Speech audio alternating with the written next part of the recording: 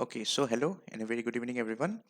আজি আপোনালোকৰ 24th November 2024 আৰু আজি আমি আসাম ইকনমি এটা ক্লাছ চাম আৰু তাৰপিছত আমি এটা যোনটো GS3 আৰু 5ৰ ডিফেন্স এণ্ড ছিকিউৰিটি পাৰ্টটো আছে সেই পাৰ্টটো মই এটা ভিডিঅ' আপোনালোকৰ কাৰণে আনি আছোঁ ঠিক আছে চ' কাইণ্ডলি চাব ভিডিঅ'টো লাষ্টলৈকে এণ্ড লেটছ বিগিন দেন চ' আমাৰ আসাম ইকনমিত আমি যোনখিনি আপোনালোকৰ ইকনমিক এতিয়ালৈকে যদি চাই আপোনালোকে ইকনমিৰ যোনখিনি বেছিকখিনি হয় সেইখিনি আমি চাইছিলোঁ তাৰ উপৰিও ইকনমিক ডেভেলপমেণ্ট বেলেগ বেলেগ যোনবিলাক ছেক্টৰ্ছ হয় সেইখিনি আমি একচুৱেলি চাইছিলোঁ চ' ইয়াত অকণমান আমি ডিটেইলছত ইকনমিক ছাৰ্ভে পইণ্ট অফ ভিউৰ পৰা পঢ়িম গ্ৰ'থ এণ্ড ডেভেলপমেণ্ট তাৰপিছত আমাৰ ইকনমিক প্লেনিঙৰ কাৰণে যি মানে ষ্টেপছ লৈছে অসমে কি তেনেকুৱা প্লেন থাকে কাণ্ডত কি কৰা হয় গোটেই ষ্ট্ৰাকচাৰটো আজি আমি এই পাৰ্টটোত ক্লিয়াৰ কৰিম ঠিক আছে চ' লেটছ বিগিন দেন ফাৰ্ষ্ট আমি গ্ৰ'থ এণ্ড ডেভেলপমেণ্ট পাৰ্টটোত চাওঁ যদি চাই আপোনালোকে অসমৰ ইকনমি চিনেৰিঅ'টো এতিয়া ৰিচেণ্টলি এই ইকনমিক ছাৰ্ভে যোনখন ওলাইছিলে আপোনালোকৰ এই বছৰৰ বাজেটত এইখন হয় ইকনমিক ছাৰ্ভে 23-24 কাৰণ বাজেট যেতিয়া 24-25 ওলাই ইকনমিক ছাৰ্ভে যোৱা বছৰটো কৰা হয় ঠিক আছে চ' এই ছাৰ্ভে ৰিপৰ্টৰ মতে আমি কি বস্তু পাওঁ এটা হ'ল তাৰ আগৰ বছৰটো কিমান আছিলে ফাইনেন্সিয়েল ইয়াৰ 2022-23 কেনেকুৱা আছিলে তাৰপিছত এই যোনটো ইকনমিক ছাৰ্ভে ৰিচেণ্টলি হৈছে 23-24 সেইটো আমি চাম আৰু আগলৈ যোনটো হ'বলগীয়া হয় যেতিয়া আমাৰ ফাইনেন্সিয়েল ইয়াৰটো কমপ্লিট হ'ব 24-25 তাৰো কিছুমান প্ৰজেক্টেড গ্ৰ'থ বা যোনবিলাক লাইক ফিউচাৰ এষ্টিমেটছ কৰে সেই বস্তুখিনি আমি চাম ঠিক আছে চ' গ্ৰ'থত প্ৰথমতে আমি চাওঁ এটা ইম্পৰ্টেণ্ট কি ফেক্টৰ হয় আমাৰ যেনেকৈ চেণ্টাৰত আপোনালোকৰ GDP থাকে তেনেকৈ ষ্টেটত আপোনালোকৰ GSDP থাকে ঠিক আছে যাক আমি কওঁ গ্ৰছ ষ্টেট ডমেষ্টিক প্ৰডাক্ট চ' অসমৰ যদি GSDP কথা কয় চ' এইবাৰ ইকনমিক ছাৰ্ভেত এইটো এষ্টিমেট কৰা হৈছে যে যোনটো আপোনালোকৰ GSDP হ'ব এট কাৰেণ্ট প্ৰাইচেছ মানে যোনটো হ'বলগীয়া আছে মানে ফিউচাৰত হ'ব আৰু এষ্টিমেট সেইকাৰণে এইটো এষ্টিমেটেড হয় সেইটো প্ৰজেক্ট কৰা হৈছে to be at 6.43 lakh crore so' এইটো লিখি ৰাখিব পাৰে আপোনালোকে ডেটাবিলাক আৰু এই যোনবিলাক কি ডেটা হয়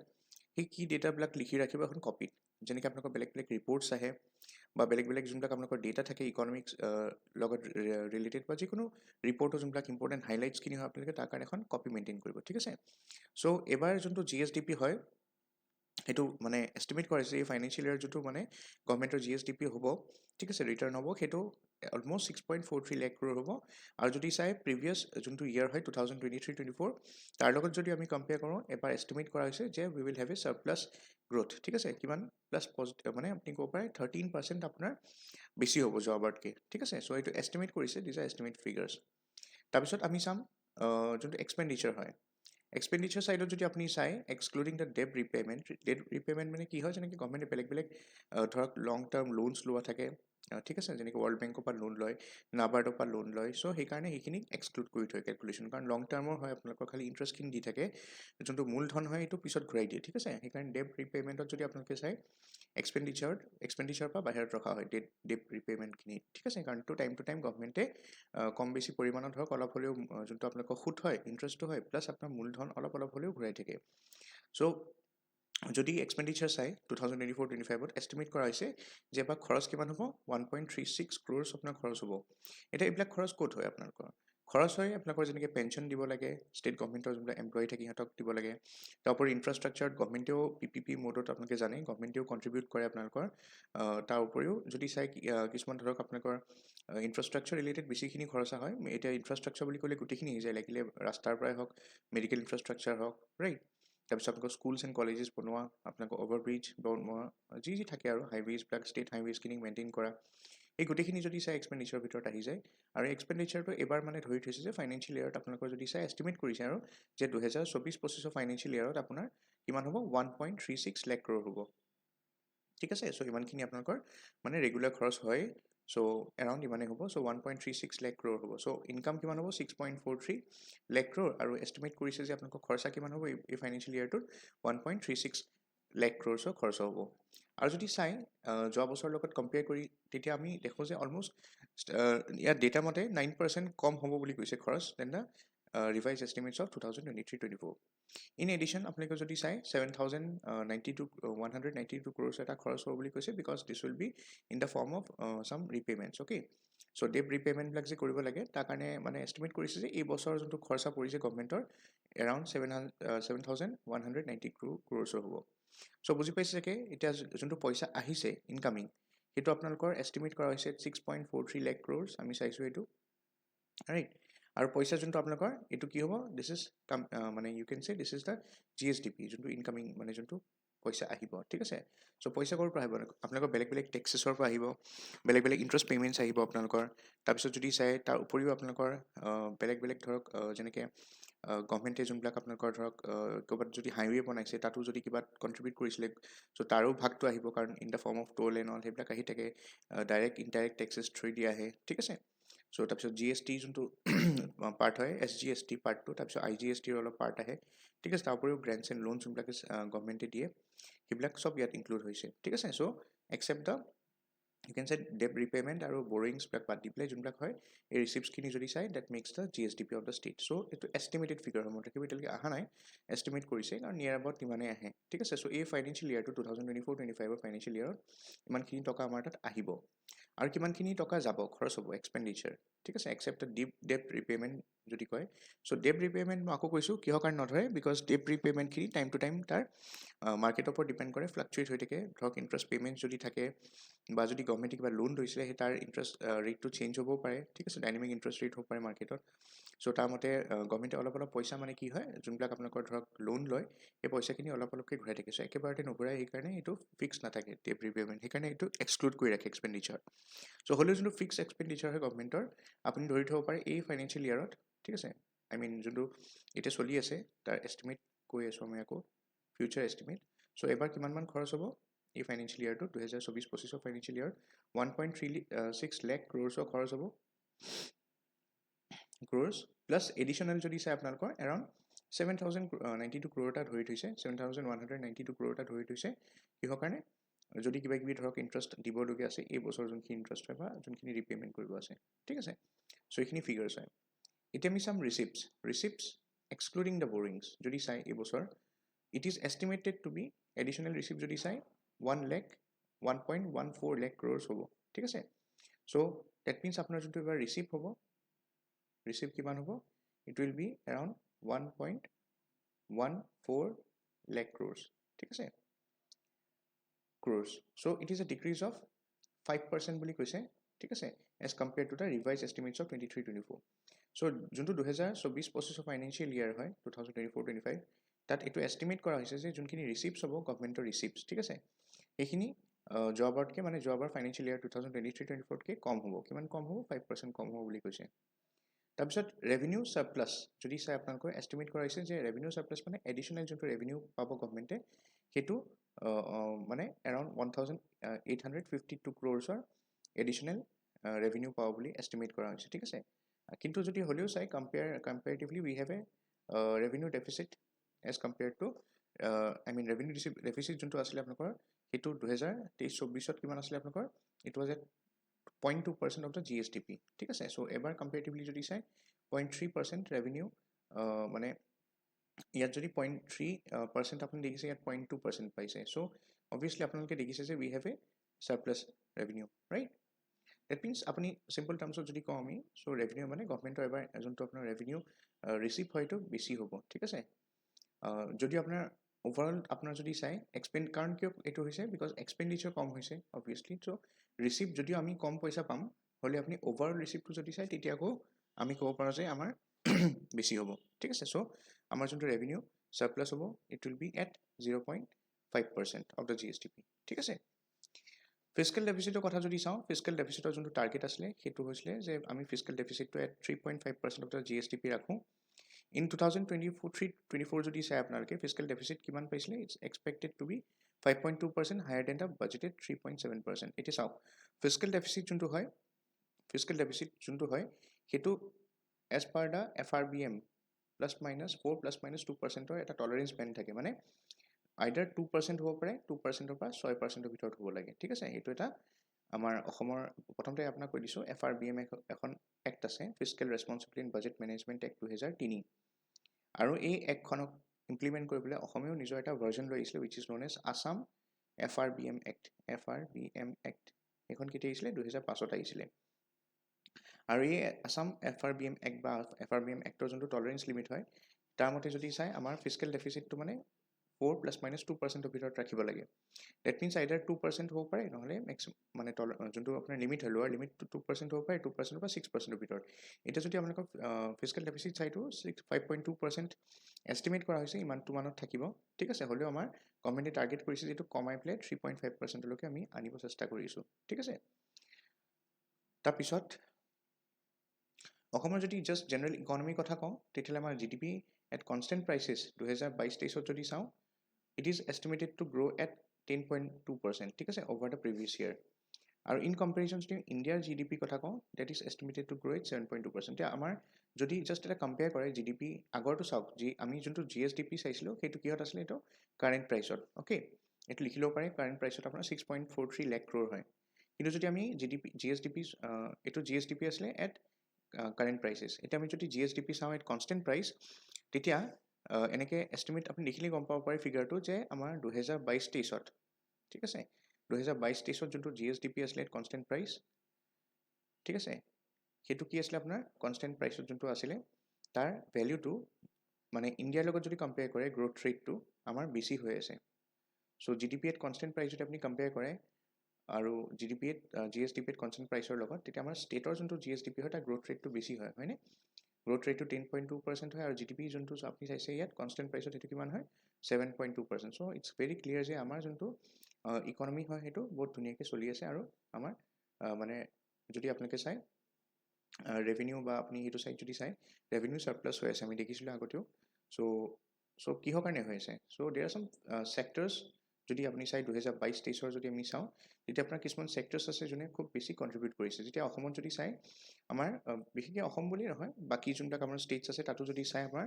বা আমাৰ ইণ্ডিয়াৰ কথাই যদি কওঁ আজি হ'ল তেতিয়া আপোনাৰ এগ্ৰিকালচাৰ ছেক্টৰ প্ৰাইমেৰী ছেক্টৰ বুলি আমি ধৰোঁ মেনুফেকচাৰিঙৰ ছেকেণ্ডেৰী ছেক্টৰ ধৰোঁ আৰু তাৰ মানে ছাৰ্ভিচেছ ছেক্টৰ টাৰ্চাৰী ছেক্টৰ বুলি ধৰোঁ ৰাইট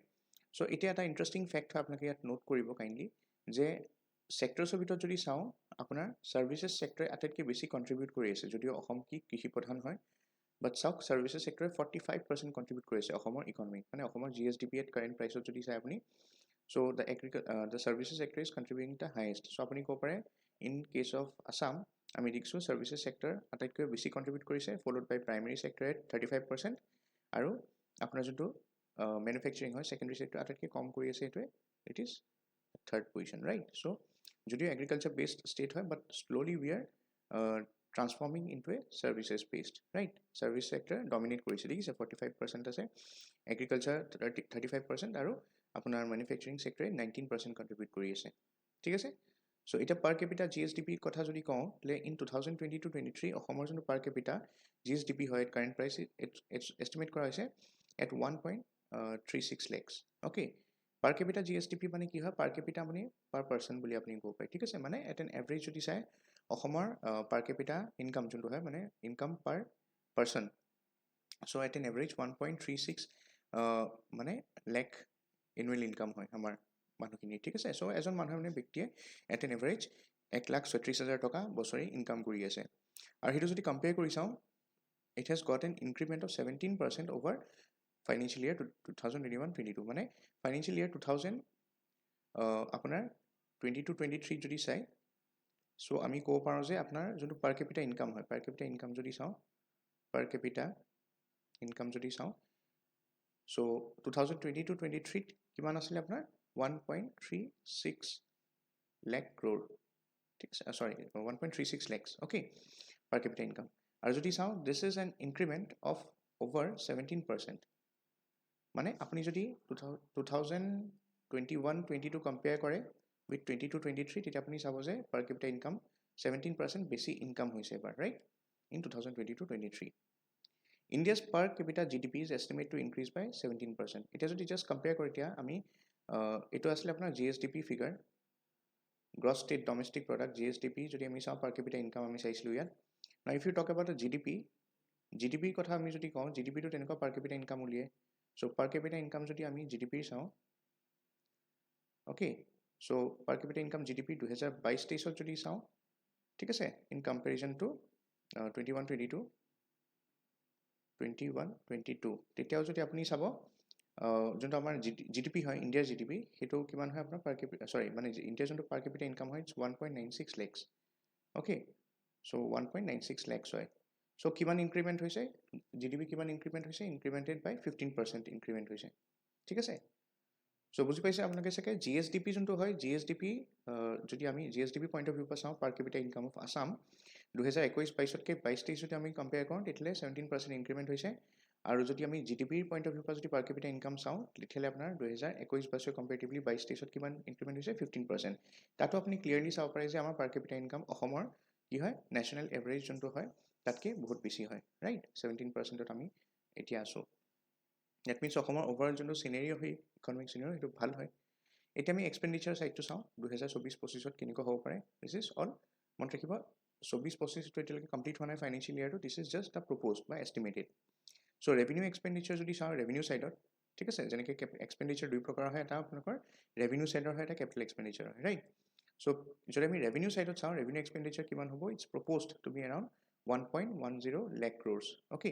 এইটো আমি চাইছিলোঁ ডিক্ৰিজ কিমান হৈছে 7% ডিক্ৰিজ হৈছে ফ্ৰম দ্য প্ৰিভিয়াছ ইয়াৰ ঠিক আছে এতিয়া ৰেভিনিউ এক্সপেণ্ডিচাৰ কিহত যায় যেনেকৈ আমাৰ চেলাৰিজত যায় মানুহৰ চেলাৰি পেঞ্চন দিব লাগে ইণ্টাৰেষ্ট দিব লাগে গভৰ্ণমেণ্টে ৰাইট ইণ্টাৰেষ্ট গ্ৰেণ্টছ ছাবচিডিবিলাক যোনবিলাক গভৰ্ণমেণ্টে ছাবচিডি দিয়ে তাত ৰেভিনিউ এক্সপেণ্ডিচাৰখিনি যায়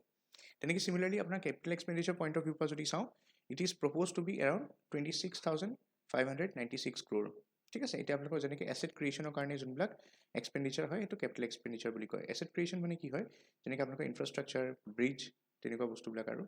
হস্পিটেলছ হওক স্কুলছ হওক এডুকেশ্যন ইনষ্টিটিউশ্যন হওক সেইবিলাকত যোনখিনি খৰচ হয় দিছ ইজ কেপিটেল এক্সপেণ্ডিচাৰ আৰু যদি আমি 2024-25ত চাওঁ তেতিয়া গভৰ্ণমেণ্টে যোনটো আপোনালোকৰ কেপিটেল এক্সপেণ্ডিচাৰ এষ্টিমেট কৰা হৈছে এট 26,596 crore ঠিক আছে চ' গভৰ্ণমেণ্টৰ যদি আমি প্ৰিভিয়াছ ডেটাৰ লগত চাওঁ 2023-24 তেতিয়া কৈছে যে যোনটো আপোনালোকৰ কেপিটেল এক্সপেণ্ডিচাৰ সেইটো কম্পেৰেটিভলি কম হ'ব 15% কম হ'ব বুলি কৈছে as compare to the previous year At the revised estimate stage in 2023-24, capital outlay is estimated to be 32% higher than the overall budget estimates. Capital outlay indicates the expenditure towards creation of assets. Okay, capital outlay. So, বুজি পালে আপোনালোকে revenue expenditure ক্ষেত্ৰত যদি আমি চাওঁ আমাৰ expenditure এবাৰ কমিব which is 7% কমিব compared to the previous year আৰু capital expenditure বা capital outlay কথা যদি চাওঁ আমি তেতিয়া এবাৰ সেইটো comparatively যোৱা বছৰতকৈ কম আছে এবাৰ ঠিক আছে মানে decrease হৈছে by 15%. So in 2024-25, loans and advances by the state are expected to be at 11 crore. ঠিক আছে? So 11 crore, that is you can say 95% lower as compared to the revised estimates of 2023-24. So estimate কৰা হৈছে যে 2024-25 যোনখিনি loan ল'ব, loans and advances ল'ব state government that will be expected to be around 11 crore. আৰু যদি আপুনি compare কৰে 2023-24 লগত তাৰ comparatively আমি যদি চাওঁ 95% আমাৰ government এবাৰ loans and advances কমাই দিছে ঠিক আছে Okay, then sector wise আমাৰ যোনখিনি এক্সপেণ্ডিচাৰ হয় ঠিক আছে এইখিনি আমি চাই যাওঁ বোলো চ' যদি education sports art and culture point of view পৰা চাওঁ যোনটো আপোনালোকৰ ৰেভিনিউ আপোনালোকৰ এক্সপেণ্ডিচাৰ হয় ঠিক আছে চ' ৰেভিনিউ এক্সপেণ্ডিচাৰ যদি চাওঁ 2023-24 ঠিক আছে compare to the I mean যোনটো আপোনালোকৰ আগৰ 2024-25 এইটো হ'ল আপোনালোকৰ জাষ্ট এষ্টিমেটটো চ' এইবাৰ এষ্টিমেট কৰা হৈছে যে এডুকেশ্যন স্পৰ্টছ আৰ্ট এণ্ড কালচাৰত কম্পেৰেটিভলি গভৰ্ণমেণ্টে কম খৰচা মানে কৰিব ঠিক আছে মানে যোৱাবাৰ যোনটো হৈ গৈছে সেই কম্পেয়াৰটোৰ লগত যদি আমি এই বছৰ মানে কম্পেৰিজনটো যদি চাওঁ যোৱাবাৰ ফাইনেন্সিয়েল ইয়াৰৰ লগত যদি চাওঁ আৰু এইটো এই বছৰ ফাইনেন্সিয়েল ইয়াৰ হয় চ' আমি ক'ব পাৰোঁ যে আপোনালোকৰ গভৰ্ণমেণ্টে education sports art and culture এবাৰ খৰচা কম কৰিব ঠিক আছে -10% so' this is the base expenditure এইটো ৰেভিনিউ এক্সপেণ্ডিচাৰ হয় So revenue expenditure of 2023-24 was more compared in the field of education, sports, arts and culture. But ever jodi sai base expenditure kom koribo government etu yet clearly dekha pai ase -10% kom hobo ebar. Our budget provisions jodi sai 2024-25 government 6650 কোটি টকা government primary schools bilakor karone dia mane disile eto infrastructure ba kiba kibi banabole karone aru 5884 crore has been allocated for assistance to non-government secondary schools. ঠিক আছে so government of primary schools bilakok support korise ebar aru non-government bilak secondary schools ase tak support korise government so iman kini toka ebar বাজেটত দিছিলে ঠিক আছে so সেই কাৰণে আপুনি দেখা পাইছে তাৰ উপৰিও মেজৰ তেনেকুৱা খৰচা বেছি নাই এই কাৰণে আপুনি ক'ব পাৰে যে education sports art and culture comparatively এবাৰ কম খৰচ কৰিছে ঠিক আছে ছ'চিয়েল ৱেলফেয়াৰ নিউট্ৰিশ্যনত যদি চাওঁ খৰচ কৰিছে বাট যোৱা বছৰতকৈ কম চ' এইবাৰ যদি আমি চাওঁ এষ্টিমেটেড এক্সপেণ্ডিচাৰ 5% কমিব যোৱাবাৰতকৈ চ' যোনটো ৰেভিনিউ এক্সপেণ্ডিচাৰ আছিলে 23-24 আৰু যোনটো আপোনাৰ বেছ এক্সপেণ্ডিচাৰ এই বছৰৰ যোনটো এষ্টিমেট কৰিছে গভৰ্ণমেণ্টে এইটো এষ্টিমেট কৰিছে যে এইবাৰো সিহঁতে খৰচা কম কৰিব ঠিক আছে বিশেষকৈ ছ'চিয়েল ৱেলফেয়াৰ নিউট্ৰিশ্যনত যদি আমি চাওঁ অৰুণোদয় যোনটো স্কিম হয় তাত অলমোষ্ট এবাৰ গভৰ্ণমেণ্টে 2024-25 বাজেটত 3,800 কোটি টকা এল'কেট কৰিছে অ'কে এণ্ড 1,792 এল'কেট কৰিছে for child welfare programs okay so' ইয়াতো যদি চাই গভৰ্ণমেণ্টে অলপ খৰচাটো এবাৰ এই বছৰ কমাই দিছে ট্ৰান্সপৰ্ট ডিপাৰ্টমেণ্টত যদি চাওঁ ট্ৰান্সপৰ্ট ডিপাৰ্টমেণ্টত বহুতে কমাই দিছে চাওক 24% কমাই দিছে ডিক্ৰিজ হৈছে জব আউটকে খৰচা চ' বাজেট প্ৰভিজনত যদি চাই এবাৰ গভৰ্ণমেণ্টে 8,166 ক্ৰ'ৰ এল'কেট কৰিছে ফৰ কেপিটেল আউটলে ঠিক আছে কেপিটেল এক্সপেণ্ডিচাৰ হিচাপে ৰোডছ এণ্ড ব্ৰিজেছ বনাবলৈ কাৰণে ট্ৰান্সপৰ্ট ডিপাৰ্টমেণ্টৰ যদি চাই মানে ট্ৰান্সপৰ্টৰ ছাইডৰ পৰা যদি চাই আপোনালোকৰ 8,166 খৰচ কৰিছে গভৰ্ণমেণ্টে আৰু ৰোডছ এণ্ড ব্ৰিজ বনাবলৈ কাৰণে ইমান টকা দিছে ঠিক আছে ডেট মিনছ আমি যদি কম্পেয়াৰ কৰোঁ জব আউটকে এইবাৰ যোনটো খৰচা কৰিব গভৰ্ণমেণ্টে in capital expenditure in the transport side তেতিয়া আপুনি ক'ব পাৰে যে 24% কি হৈছে ৰিডাকশ্যন হৈছে বা খৰচা কম কৰিব হেল্থ এণ্ড এক্সপেণ্ডিচাৰত কিন্তু খৰচা বঢ়াইছে this is important right health and এক্সপেণ্ডিচাৰত আপোনাৰ জব আউটকে যদি চাই জবৰ যোনটো ৰেভিনিউ এষ্টিমেট হয় তাৰ লগত যদি আমি এইবাৰৰ বেছ মানে ৰেভিনিউ এক্সপেণ্ডিচাৰ হয় তাৰ লগত যদি এইবাৰৰ যোনটো বেছ এক্সপেণ্ডিচাৰ এষ্টিমেট কৰা হৈছে এবাৰ আমি দেখিছোঁ যে health and welfare sector 2% in fact increase কৰিছে চ' এইবাৰ বাজেটত কি প্ৰভিজন আনিছে যেনেকৈ আপুনি ক'ব পাৰে 3,782 ক্ৰ'ৰ্ছৰ এল'কেশ্যন দিছে for rural health services right LOPD sector আৰু 1,157 ক্ৰ'ৰ এল'কেট কৰিছে for urban health services LOPD in the urban sector ঠিক আছে চ' বুজি পাইছে আপোনালোকে হেল্থ এণ্ড ফেমিলি ৱেলফেয়াৰ বেছি ফ'কাছ দিছে গভৰ্ণমেণ্টে তাৰ উপৰি যদি চাই পুলিচত যদি চাই পুলিচ ছেক্টৰত আপোনালোকৰ এবাৰ খৰচা কম কৰিছে যদি চাই জব আউটকে 16% কম কৰিছে অ'কে আৰু গভৰ্ণমেণ্টে কি কৰিছে এবাৰ 3,359 ক্ৰ'ৰ এল'কেট কৰিছে for district police agriculture and allied এক্টিভিটিজত যদি চাই আপোনালোকে এবাৰ 2% কম কৰিছে খৰচ যদি আপুনি চাই জবৰ লগত মানে কম্পেয়াৰ কৰি পেলাই আৰু তাৰ কাৰণে যদি চাই 1,437 ক্ৰ'ৰ এল'কেট কৰিছে for crop husbandry and horticulture আৰু 1,349 ক্ৰ'ৰ খৰচ কৰিছে এল'কেট কৰিছে মানে for forestry and wildlife okay next যদি আমি চাওঁ ৰেল ডেভেলপমেণ্টত যদি চাই যোনটো আপোনালোকৰ যোৱা বছৰৰ লগত যদি কম্পেয়াৰ কৰোঁ ৰেভিনিউ এক্সপেণ্ডিচাৰ এণ্ড বেছ এক্সপেণ্ডিচাৰ তেতিয়াহ'লে এই বছৰ আপোনাৰ এষ্টিমেট কৰা হৈছে -9% মানে 9% খৰচা এবাৰ কম কৰিব ৰেল ডেভেলপমেণ্ট এতিয়া ৰেল ডেভেলপমেণ্টৰ আণ্ডাৰত বেলেগ বেলেগ ধৰক প্ৰগ্ৰেম চলি থাকে যেনেকৈ আপোনালোকৰ নেশ্যনেল যোনটো MGNৰেগা কওঁ আমি Mahatma Gandhi national rail employment generation scheme আৰু পঞ্চায়তী ৰাজৰ কাৰণে যোনবিলাক স্কিমছ বেলেগকৈ ষ্টেট গভৰ্ণমেণ্টৰ চলি আছে বা আপোনাৰ পঞ্চায়তবিলাকৰ যোনটো পইচা দিয়ে ৰাইট চ' সেই পঞ্চায়তলৈ অহা পইচাবিলাক এবাৰ অলপ কম্পেৰেটিভলি কম হ'ব 9% খৰচা কম হ'ব বুলি কৈছে ডেট মিনছ 1,421 ক্ৰ'ৰ্ছ এবাৰ এল'কেট কৰিছে ফৰ MGNৰেগা আৰু 569 ক্ৰ'ৰ এল'কেট কৰিছে for development of panchayati raj institutions irrigation and flood কণ্ট্ৰলত যদি চাই এবাৰ এইটো এটা ইম্পৰ্টেণ্ট ছেক্টৰ হয় আৰু ইয়াত চাওক পইচা এবাৰ বেছি লগাইছে ৰাইট চ' এতিয়া ইৰিগেশ্যন এণ্ড যদি আমি ফ্লাড কণ্ট্ৰলৰ কথা কওঁ তেতিয়া এই ছেক্টৰটোত কি হয় আপোনালোকৰ যে এই ছেক্টৰটোত আপোনালোকৰ বেছিভাগ যোনটো এক্সপেণ্ডিচাৰ সেইটো কেপিটেল এক্সপেণ্ডিচাৰ ৰেভিনিউ নহয় কাৰণ কিয় ইয়াত ফিক্স যোনটো আপোনাৰ পাৰ্মানেণ্ট চলিউশ্যন বা যেনেকৈ আপোনাৰ মথাউৰি বনোৱা বা তেনেকুৱা ফ্লাড কণ্ট্ৰল প্ৰজেক্টছবিলাক বনায় চ' সেইকাৰণে ইয়াত যোনটো এক্সপেণ্ডিচাৰ হয় সেইটো বেছিটো কৰিছে প্লাছ বহুত বেছি কৰিছে 30% বেছি এবাৰ দিছে ৰাইট আৰু এইটো ভাল কথা হয় যে যোনবিলাক আপোনালোকৰ কেপিটেল এক্সপেণ্ডিচাৰ হয় কেপিটেল এক্সপেণ্ডিচাৰবিলাক একচুৱেলি বেছি কৰে গভৰ্ণমেণ্টে কিহৰ কাৰণে বিকজ এইবিলাক ধৰক পাৰ্মানেণ্ট হয় আৰু লং টাৰ্ম চলিউশ্যনৰ কাৰণে হয় যেনেকৈ এতিয়া ফ্লাড বা এইবিলাক ইছ্যুজ খুব বেছি হয় আৰু এইবিলাক ফ্লাডৰ কাৰণে বেছি দিছে হেল্থ এণ্ড ৱেলফেয়াৰৰ কাৰণে গভৰ্ণমেণ্টে বেছি দিছে ৰাইট চ' এতিয়া আমি যদি চাওঁ 30% বেছি হৈছে compare to the last financial year so' এইবছৰ আৰু হয়তো আৰু বাঢ়িবও পাৰে বা কমিবও পাৰে বাট কথাটো কৈছোঁ নিয়াৰ এবাউট 30%এই থাকিব বাজেট প্ৰভিজনছত যদি চাওঁ এবাৰ 1,586 ক্ৰ'ৰ এল'কেট কৰিছে for capital outlay on flood control projects অসমত চলি থকা অন্যান্য যোনবিলাক ফ্লাড কণ্ট্ৰল প্ৰজেক্টছ হয় সেইখিনিক মানে বঢ়াবলৈ কাৰণে বা সেইখিনি কমপ্লিট কৰিবলৈ কাৰণে গভৰ্ণমেণ্টে এবাৰ যদি চাই এবাৰ মানে এক্সপেণ্ডিচাৰটো অলপ বঢ়াই দিছে ঠিক আছে মানে এইখিনি কাম জল্দি কৰিব বিচাৰিছে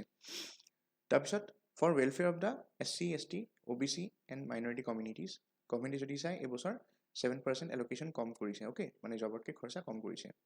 খৰচাটো কৰিছে কিন্তু কম কৰিছে বাই 7% চ' বাজেট প্ৰভিজনত যদি চাওঁ for welfare of schedule tribe এবাৰ বাজেটত 2,678 ক্ৰ'ৰ্ছৰ বেলেগ বেলেগ প্ৰজেক্ট চলি আছে তাৰ আণ্ডাৰত এইখিনি টকা এল'কেট কৰিছে আৰ্বান ডেভেলপমেণ্টত যদি চাই এবাৰ 35% কম খৰচ কৰিছে আৰু যদি চাই বাজেট প্ৰভিজনছত আপোনাৰ 1,240 crore has been allocated for integrated development of small and medium towns okay so' ৰিচিপ্টছখিনি এতিয়া চাওঁ আমি এক্সপেণ্ডিচাৰ্ছখিনি চালোঁ এতিয়া ৰিচিপ্টছখিনি মানে ক'ৰ পৰা আহে পইচাবিলাক okay so' total revenue receipts from 2024-25 are estimated to be 1.11 1.11 lakh crore বুলি ক'ব পাৰে ঠিক আছে এবাৰ কিমান ৰেভিনিউ যদি চাই আপোনালোকৰ একচুৱেলি এবাৰ পইচা অলপ ৰিচিপ্টটো কম আহিব ৰাইট কিন্তু অভাৰঅল ৰিচিপ্টটো বেছি আহে বাট টোটেল যোনটো ৰেভিনিউ ৰিচিপ্ট হয় সেইটো এবাৰ কম আহিব ঠিক আছে কেপিটেল ৰিচিপ্টছ বেছি হ'ব পাৰে বাট ৰেভিনিউ ৰিচিপ্টৰ কথা যদি আমি কওঁ আমাৰ অসমত 1.11 লাখ ক্ৰ'ৰছে আহিব খালি ডেট মিনছ আপোনাৰ যোনটো আপোনালোকৰ যোৱা বছৰ যদি ৰিভাইজ এষ্টিমেটখিনি লওক কম্পেয়াৰ কৰি চাওঁ এই বছৰ যোনটো বেছ এষ্টিমেট হ'ব 2024-25 সেইটো যদি কম্পেয়াৰ কৰে চ' যোৱা বছৰতকৈ এইবাৰ আপোনালোকৰ মানে ৰেভিনিউ ৰিচিপ্ট কিমান কম আহিছে revenue receipt has decreased by you can say 4%. সেইকাৰণে আপুনি দেখিছে যে ইয়াত এক্সপেণ্ডিচাৰ্ছবিলাক কমাই দিছে গভৰ্ণমেণ্টে বুজি পাইছে কথাটো যেতিয়া আপোনালোকৰ ৰেভিনিউ ৰিচিপ্ট কম আহে তেতিয়া আপোনালোকৰ ৰেভিনিউ এক্সপেণ্ডিচাৰবিলাকো গভৰ্ণমেণ্টে কমাই দিয়ে বা কেপিটেল এক্সপেণ্ডিচাৰখিনি কমাই দিয়ে ঠিক আছে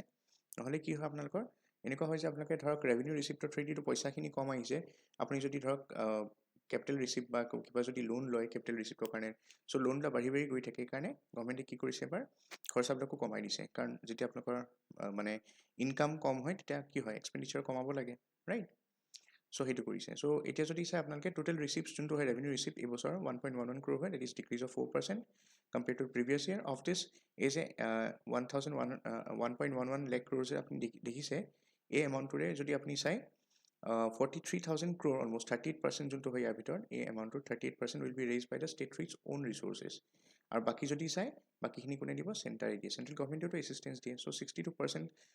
অফ দিছ টোটেল ইয়াৰ ভিতৰত যদি চাই ইয়াত 38% আমাৰ ষ্টেট গভৰ্ণমেণ্টে নিজৰ ৰিচোৰ্চৰ পৰা উলিয়াব যেনেকৈ আপোনাৰ টেক্স এণ্ড অল আৰু বাকীখিনি 62% আপোনাৰ in the form of grant বা চামথিং তেনেকুৱা চেণ্ট্ৰেল গভৰ্ণমেণ্টৰ পৰা আহিব অ'কে বুজি পাইছে আপোনালোকে আকৌ কৈছোঁ 1.11 লাখ ক্ৰ'ৰ যোনটো হয় তাৰে আপুনি দুটা ভাগ কৰি দিব পাৰে যদি চাই আপুনি 38% যোনটো হয়তো ষ্টেট গভৰ্ণমেণ্টে নিজৰ ৰিচোৰ্চৰ পৰা আনিব আৰু যোনটো ৰিমেইনিং আপোনালোকৰ 62% হয় সেইটো ক'ৰ পৰা আহিব চেণ্ট্ৰেল গভৰ্ণমেণ্টৰ পৰা আহিব এনেকৈ মানি লওক অ'কে ত' resources from the centre will be in the form of states share in central tax okay এই যে চেণ্ট্ৰেল গভৰ্ণমেণ্টে যে আপোনাৰ পইচা দিব ঠিক আছে কিমান দিব বুলি কৈছিলোঁ মই 62% দিব ৰাইট চ' 62%কো যদি আমি ভাঙি দিওঁ 62% যোনটো চেণ্টাৰে দিব আপোনাৰ ৰাইট 62%ৰ দুটা ভাগ আমি কৰি দিওঁ এনেকৈ এটা 36% আৰু এটা 26% চ' 36%টো ক'ৰ পৰা আহিব from state share in central tax মানে আপোনাৰ যোনটো GST আমি কওঁ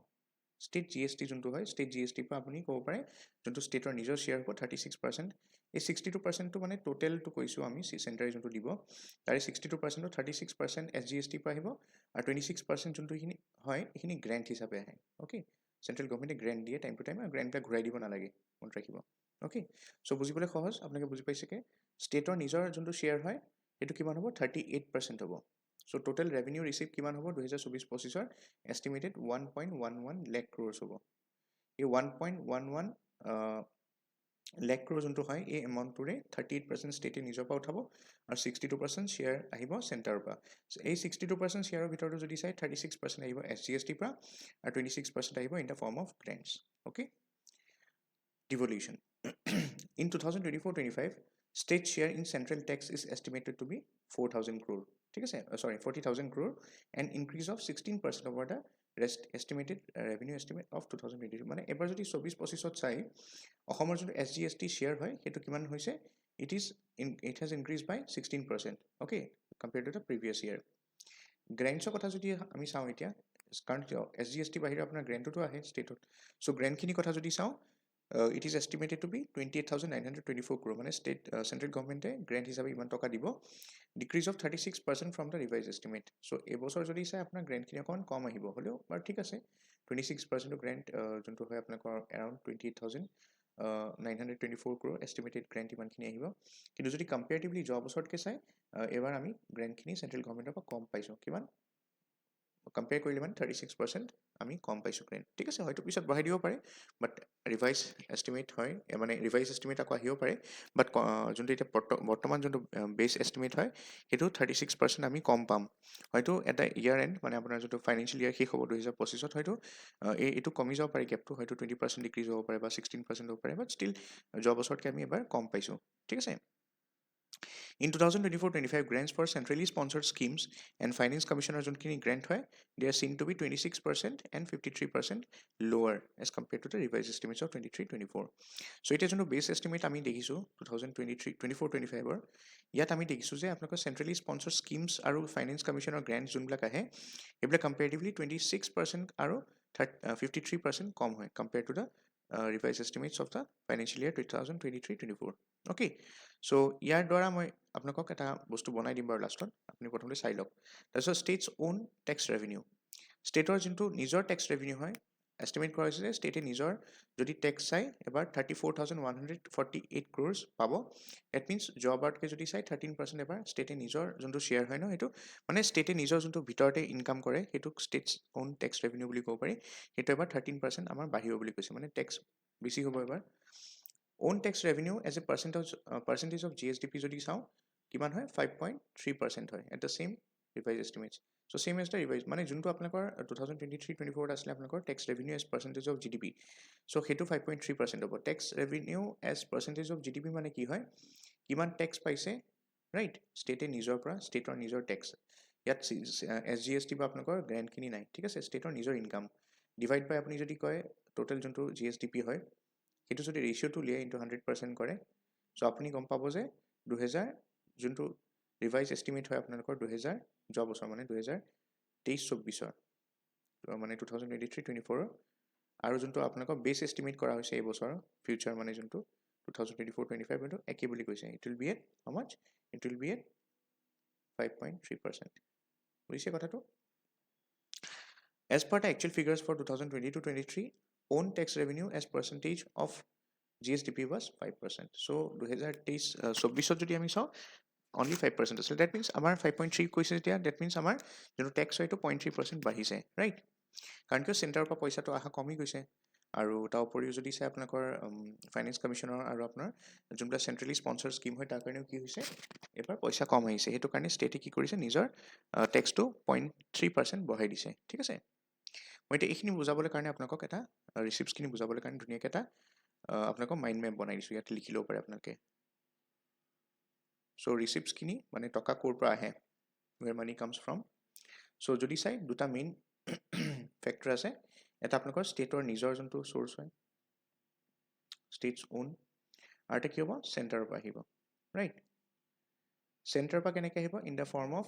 SGST যোনটো আপোনালোকৰ SGST দিয়ে চেণ্টাৰে তাৰ পৰা আহিব আৰু এটা ক'ৰ পৰা আহিব in the form of grant so এবাৰ যোনটো বেছ এষ্টিমেট হয় বেছ এষ্টিমেট মানে মনত ৰাখিব যোনটো আপোনালোকৰ প্ৰেডিক্ট কৰিছে আৰু 2024-25 যোনটো বেছ এষ্টিমেট হয় সেইটো কিমান আহিব বুলি কৈছিলে ষ্টাৰ্টিঙত আমি চাইছিলোঁ ইট ৱাজ 1.11 lakh crore ঠিক আছে মই ইয়াত লিখি দিছোঁ বেছ এষ্টিমেট যোনটো হয় 1.11 lakh crores আহিব আৰু তাৰে যদি আমি চাওঁ ষ্টেটে যোনটো নিজৰ ইনকাম টেক্স বা নিজৰ যোনবিলাক ডাইৰেক্ট টেক্স যোনবিলাক উঠায় আৰু ডাইৰেক্ট টেক্সৰ থ্ৰুদি 38% ষ্টেটে পাব from its own resources okay 38% ষ্টেটে নিজৰ ৰিচোৰ্চৰ পৰা পাব বাকী চেণ্টাৰৰ ভাগ কিমান থাকিব ইয়াত যদি চাই 62% থাকিব ৰাইট চ' এই 62% যদি চাই 62% আপুনি ভগাব পাৰে এনেকৈ দুটা ভাগত এটা কিমান হ'ব আপোনালোকৰ 36% আহিব SGST আৰু 26% আহিব গ্ৰেণ্টৰ ফৰ্মত ঠিক আছে চ' ইয়াত মই লিখি দিছোঁ SGSTৰ পৰা যোনটো মানে ষ্টেটৰ শ্বেয়াৰ হয় 36% আহিব বাকী যদি চাই 26% আহিব আপোনালোকৰ in the form of grant from the centre ঠিক আছে এইখিনি আপোনালোকে খালি লিখিলে হ'ল এইখিনি ইম্পৰ্টেণ্ট হয় বাকীবিলাক ইমান ইম্পৰ্টেণ্ট নহয় আৰু জাষ্ট এইবিলাক কি হয় কম্পেয়াৰ কৰিবলৈ কাৰণে দিছে যে এবাৰ কম পাইছোঁ আমি কম্পেয়াৰিটিভলি ইমান পাৰ্চেণ্ট কম পাইছোঁ কিমান পাৰ্চেণ্ট কম পাইছোঁ ঠিক আছে চ' এইখিনি ইম্পৰ্টেণ্ট ডেটা হয় তাৰ উপৰি যদি চাই যোনটো চেণ্টাৰে আপোনাৰ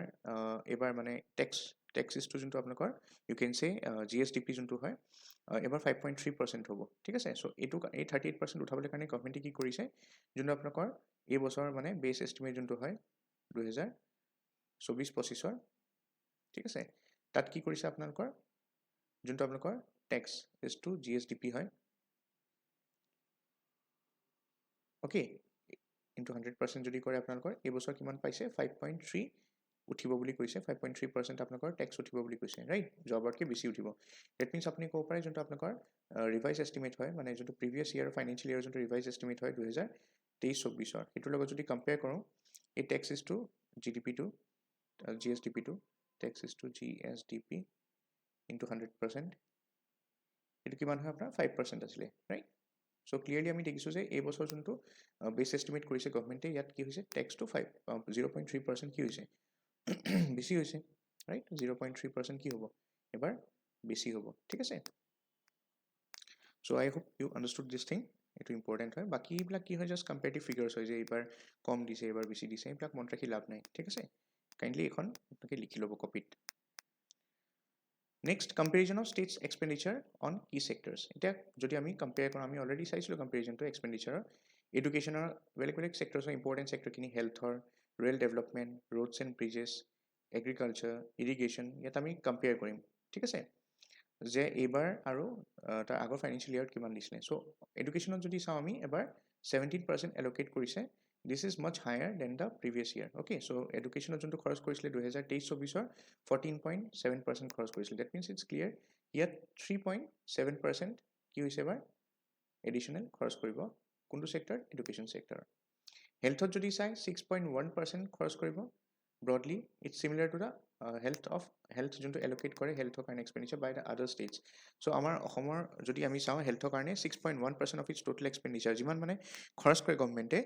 ঠিক আছে revenue expenditure যদি খৰচ কৰে বা capital expenditure যোনখিনি খৰচ কৰে গভৰ্নমেন্টে হেলথৰ কাৰণে যদি চাই it stands around 6.1% of its total expenditure মানে 100 টকা যদি গভৰ্নমেন্টৰ তাত থাকে তাৰে প্ৰতি 100 টকা 1 পইচা ৰাইট আপুনি ক'ব পাৰে যে মানে 100 টকা কৰক 100 টকাৰ ভিতৰত আপোনাৰ 100 টকা হেলথৰ কাৰণে খৰচ কৰিব গভৰ্নমেন্টে আৰু বাকি ষ্টেটছ বিলাকৰ যদি আমি কম্পাৰেটিভলি এভাৰেজটো চাই সিহঁতেও তেনেকৈ around 100 টকাই খৰচ কৰে ওকে এনেকৈ ধৰি ল'ব পাৰে Rail development যদি চাই Assam has allocated 3.7% of its expenditure on rail development ঠিক আছে rail development কাৰণে কিমান দিছে 6.7% কিন্তু কম্পাৰেটিভলি এটো লোৱাৰ হয় কাৰণ বাকি যোনবিলাক ষ্টেটছ হয় সিহঁতে rail developmentত অলপ বেছি কৰে that means ইয়াত আমি যদি চাওঁ এক্সপেন্ডিচাৰ কম হৈছে হেলথৰ কাৰণে যদি চাওঁ অলমোস্ট ইকুৱেল হৈছে আৰু এডুকেশ্যনত আমাৰ অসমে অলপ বেছি কৰিছে মানে খৰচটো ঠিক আছে roads and bridges যদি চাওঁ আমাৰ ষ্টেটে 7% of its expenditure roads and bridges কাৰণে কৰে ইনফ্যাক্ট বাকি ষ্টেটছৰ লগত যদি আমি কম্পেয়াৰ কৰোঁ তাতকে বহুত বেছি হয় হয়নে সো আপুনি ক'ব পাৰে এইটো ক্ষেত্ৰত আমি roads and bridgesৰ ক্ষেত্ৰত কি পজিটিভ হৈ আছো ৰাইট ইয়াত নেগেটিভ হৈছে ইয়াত নিউট্ৰেল হৈছে ইয়াত পজিটিভ হৈ আছে তাৰপিছত কিমান খৰচ কৰে অসমে বেছি আপুনি মাইনাস কৰি দিলে হ'ল আপোনালোকৰ ৰাইট সো 7 ৰ পৰা 4.6 যদি মাইনাস কৰে you will get around 2.4% right so 2.4% at an average বাকি ষ্টেটছতকৈ অসমে বেছি খৰচ কৰে Agriculture যদি চাই Assam has allocated 4.5% towards agriculture this is lower than the average expenditure of the on agriculture by the other states so agriculture যদি compare কৰোঁ অসমে কিন্তু অলপ বাকি ষ্টেটছতকৈ এভাৰেজ কম কৰে ঠিক আছে সো এইটো সাইডত আমি এগ্ৰিকালচাৰ চাইছো যে যোনটো এক্সপেন্ডিচাৰ এটো কম হয় Irrigation যদি চাই ইৰিগেশ্যনত অসমে 2.8% allocate কৰিছে of its total expenditure towards irrigation which is lower than the national average okay or the average allocation by other states কিমান হয় 3.4% হয় বাকি ষ্টেটছ বিলাকৰ অসমৰ কিমান হয় 2.8% সো ইয়াতো আমি দেখিছো যে কি হৈছে আপোনাৰ খৰচা কম কৰিছে এটো ইৰিগেশ্যনত ঠিক আছে গভৰ্নমেন্টে সো কিমান মানে কিমান কম কৰিছে এটো যদি আপুনি উলিয়াব যায় it will be around I mean 0.3.4 বা আপুনি 2.8 মাইনাস কৰিব লাগিব সো 0.6% কম কৰিছে ৰাইট সো আমি এটো দেখিলো যে আপোনালোকৰ এডুকেশ্যনৰ ক্ষেত্ৰত অসমে বেছিকে খৰচ কৰিছে বাকি কম্পেয়াৰ টু আদাৰ ষ্টেটছ ইনফ্ৰাষ্ট্ৰাকচাৰ বেছি খৰচ কৰিছে ঠিক আছে বাকিটা সেক্টৰত অলপ কম কৰিছে Now let's come to the planning এটা আমাৰ economic growth and development কথা চালো এটা planning কথা চাম so planning কি হয় প্ৰথম কথা planning মানে হ'ল process of setting goals and creating a road map কিবা এটা প্ল্যানিং কৰিবলৈ কাৰণে আমি কি কৰোঁ নিজৰ প্ৰথমতে গোলখিনি সেট কৰোঁ তাৰপিছত আমি এটা ৰোড মেপ এটা ব্লুপ্ৰিন্ট বনাওঁ আমি কেনেকৈ এচিভ কৰিম তাক ৰাইট দিস ইজ প্ল্যানিং এটা প্ল্যানিং যদি চাই এখিনি প্ল্যানিং দুই প্ৰকাৰ আছে ডিসেন্ট্ৰেলাইজাৰ এটা হ'ল পাৰ্সপেক্টিভ প্ল্যানিং বুলি কয় ঠিক আছে সো পাৰ্সপেক্টিভ প্ল্যানিং আৰু decentralized planning so decentralized planning যোনটো হয় এটো প্ৰথমতে আমি চাই লওঁ so decentralized planning was introduced in Assam in all the plain districts in 1986 ত আমাৰ decentralized planning system চলি আছিল অসমত ঠিক আছে এটা সাব ডিভিজনাল লেভেল আমি একটা মহকুমা বুলি কওঁ সো এটাটো সাব ডিভিজনটো উঠি গৈছে আপোনালোকে জানে এটা আমি কোৰ ডিস্ট্ৰিক্টস কওঁ সো 1986 তে ডিসেন্ট্ৰেলাইজড প্ল্যানিং অসমত ইন্ট্ৰোডিউস কৰিছিলে এটা সাব ডিভিজনাল লেভেল পিছত এইটো বস্তু কি হ'ল 1986 ৰ পৰা 2004 পাছলৈ আহোতে মহকুমা লেভেলৰ প্ল্যানিংটো এটা ডিস্ট্ৰিক্ট লেভেলত গুছি গ'ল ঠিক আছে ডিস্ট্ৰিক্ট লেভেল প্ল্যানিং হৈ গ'ল বিশেষকৈ কথাটো আটাইতকৈ যদি ইউনিটত চাই এডমিনিষ্ট্ৰেচনৰ আপুনি অবভিয়াসলি লোকাল গভৰ্নমেন্ট কিন্তু আছে তাৰ ওপৰত সাব ডিভিজনাল লেভেলৰ আমি কথা ক'ব পাৰোঁ সো 1986 ত সাব ডিভিজনাল লেভেলত প্ল্যানিং ব্লক হৈছিলে মহকুমা লেভেলত আৰু এটো পিছত আপগ্ৰেড হ'ল 2004 পাছত ডিস্ট্ৰিক্ট লেভেলত জিলা লেভেলত মানে আপোনাৰ ডিচেন্ট্ৰেলাইজ প্লেনিংখিনি আৰম্ভ হ'ল আৰু এই প্লেনিংখিনি কৰিবলৈ কাৰণে আপোনালোকৰ district planning and monitoring committee এটা থাকে ঠিক আছে which is constituted at the district level with the view to prepare and finalise the annual operation plan within the district excluding the 6 schedule areas of the state ঠিক আছে so' প্ৰতিখন district except the 6 schedule এৰিয়াখিনি বাদ দি পেলাই প্ৰতিখন জিলাত যদি 6 শিডিউল এৰিয়া আছে কোনোবা জিলাত তেতিয়াহ'লে সেই এৰিয়াবিলাক বাদ দি পেলাই ঠিক আছে বি টি আৰ এৰিয়াখিনিক বাদ দি পেলাই আৰু B T A D districts কেইখনটো নহয় চাৰিখন তাক বাদ দি অসমত যিমান ডিষ্ট্ৰিক্টছ আছে ঠিক আছে চবতে কি হ'ব আপোনালোকৰ ডিষ্ট্ৰিক্ট লেভেল এতিয়াও এইটো চলি আছে district planning and monitoring committee আছে ঠিক আছে যোনে কি কৰে আপোনালোকৰ এই যোনবিলাক ডিষ্ট্ৰিক্ট লেভেল প্লেনিংবিলাক হয় বা আপোনালোকৰ ধৰক যদি ক'ৰ ডিষ্ট্ৰিক্ট লেভেলৰ প্লেনিং হ'ব এই বস্তুখিনি সিহঁতে মনিটৰ কৰে ফৰ এক্সাম্পল আপুনি ক'ব পাৰে যে district level committees D L C যোনটো আমি শ্বৰ্টত ক'ব পাৰোঁ বা ডি পি এম চিও ক'ব পাৰে আপোনালোকে ডি এল চিও ক'ব পাৰে ডিষ্ট্ৰিক্ট লেভেল কমিটি এতিয়া ৰিচেণ্টলি সিহঁতে ফাইনেলাইজ কৰিছে 35খন villages in 35 districts for inclusion in the model solar village কম্পনেণ্টৰ পৰা পি এম সূৰ্যঘৰ মুফ্ত বিজলী যোজনা চ' পি এম সূৰ্যঘৰ মুফ্ত বিজলী যোজনাৰ কাৰণে আপোনালোকে নিউজত শুনিছিলে চাগে ৰিচেণ্টলি 35খন ভিলেজেছ এক্ৰছ 35 ডিষ্ট্ৰিক্টছ ঠিক আছে অসমৰ 35খন ডিষ্ট্ৰিক্টৰ প্ৰতিখন ডিষ্ট্ৰিক্টত এখন এখন ভিলেজ মানে কি কৰিব as a model solar village develop কৰিব আৰু এইটো কোনে ফাইনেলাইজ কৰিব ফাইনেল যোনটো এনেই নমিনেশ্যনটো বহুতে কৰিব ধৰক কিবা কিবি চিলেকশ্যন হ'ব বা যোনটো ফাইনেলাইজেশ্যন কৰিব এইটো ডি এল চিবিলাকে কৰিব মানে under the decentralize planning D L C যোনবিলাকৰ ডিষ্ট্ৰিক্ট লেভেল কমিটিজ সিহঁতে এনেকুৱা প্ৰগ্ৰেমবিলাক কি কৰে ফাইনেলাইজ কৰে ঠিক আছে this is called decentralize planning এতিয়া যদি আমি নেক্সট প্লেনিংটো চাওঁ this is the other level of planning is perspective planning বুলি কয় আৰু NLCPR বুলি কয় non lapsable central pool of resources so' NLCPR তেনেকুৱা non lapsable central pool of ৰিচোৰ্চেছখিনি ইউটিলাইজ কৰিবলৈ কাৰণে আপোনালোকৰ পাৰ্চপেক্টিভ প্লেনিং কৰা হয় ঠিক আছে চ' দিছ ডিভিজন যদি চাই আপোনালোকে is interested with the work of preparation and perspective planning in the state the PP division মানে perspective planning division of the transformation and development department is looking after the matters related to non-lapsable central pool of resources as well as special economic packages for PTC areas that is outside the purview of the state plan. This division is responsible to make all the necessary communications with the donor ministry directly one on hand with various developmental departments of the state and the other মানে মই আপোনাক বুজাই দি আছোঁ চাওক planning কি হয় দুই প্ৰকাৰ হয় এইখন আপোনালোকে লিখি ল'ব পাৰে এনেকৈ মন্ত্ৰাকে এনেকৈ মাইণ্ড মেপ আঁকিলে প্লেনিং দুই প্ৰকাৰ হয় এটা হ'ল আপোনালোকৰ ডিচেন্ট্ৰেলাইজ প্লেনিং ঠিক আছে যোনটো আমাৰ ইয়াত চলি আছে আৰু এটা হ'ল পাৰ্চপেক্টিভ প্লেনিং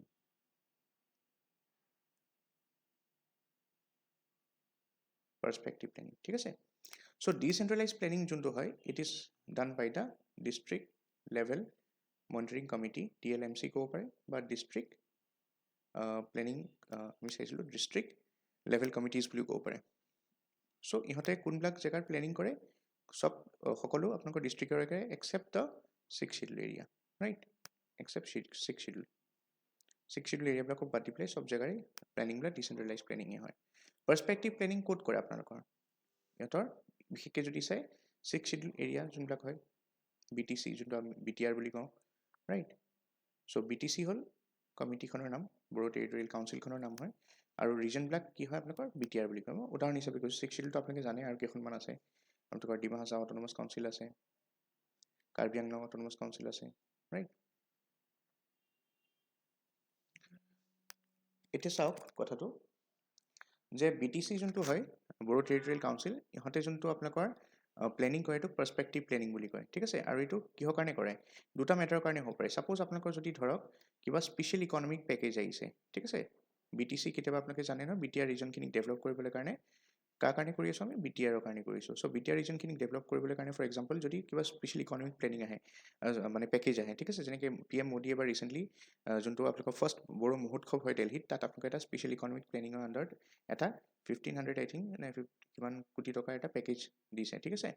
চ' এইবিলাকৰ কাৰণে আপোনালোকৰ স্পেচিয়েল ইকনমিক পেকেজ থাকে এইবিলাকৰ কাৰণে আপোনালোকৰ পাৰ্চপেক্টিভ প্লেনিং কৰা হয় তাৰ উপৰিও যদি চাই আপোনালোকে যোনটো আপোনালোকৰ চেণ্ট্ৰেল যোনটো আপোনালোকৰ non lapsable central pool of resource বুলি কয় ঠিক আছে NLCPR বুলি কওঁ ঠিক আছে শ্বৰ্টত non lapsable central pool of resource মানে কি হয় ছাপ'জ আপোনালোকৰ এনেকুৱা ফাণ্ড আহে চেণ্ট্ৰেল গভৰ্ণমেণ্টৰ পৰা ঠিক আছে চেণ্ট্ৰেলি স্পনচাৰ স্কিমৰ ভিতৰত আহিব পাৰে চেণ্ট্ৰেলি স্পনচাৰ স্কিমৰ ভিতৰত আহিব পাৰে চেণ্ট্ৰেল চেক্টৰ স্কিমো আহিব পাৰে ঠিক আছে চ' যোনবিলাক আপোনালোকৰ টকা আহে চ' সেই পইচাখিনি কি নন লেপচেবল হয় মানে নন লেপচেবলৰ অৰ্থ কি হয় ছাপ'জ আপোনাক যদি ধৰক 2024-25 এতিয়া এইটো ফাইনেন্সিয়েল ইয়েৰ চলি আছে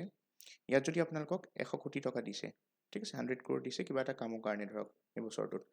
এই খৰচাখিনি যদি আপুনি ধৰক কৰিলে কিমান কৰিলে ধৰক 80 crore আপুনি খৰচ কৰিলে সো আপোনাৰ 20 কোটি টকা যে বাচি থাকে ৰাইট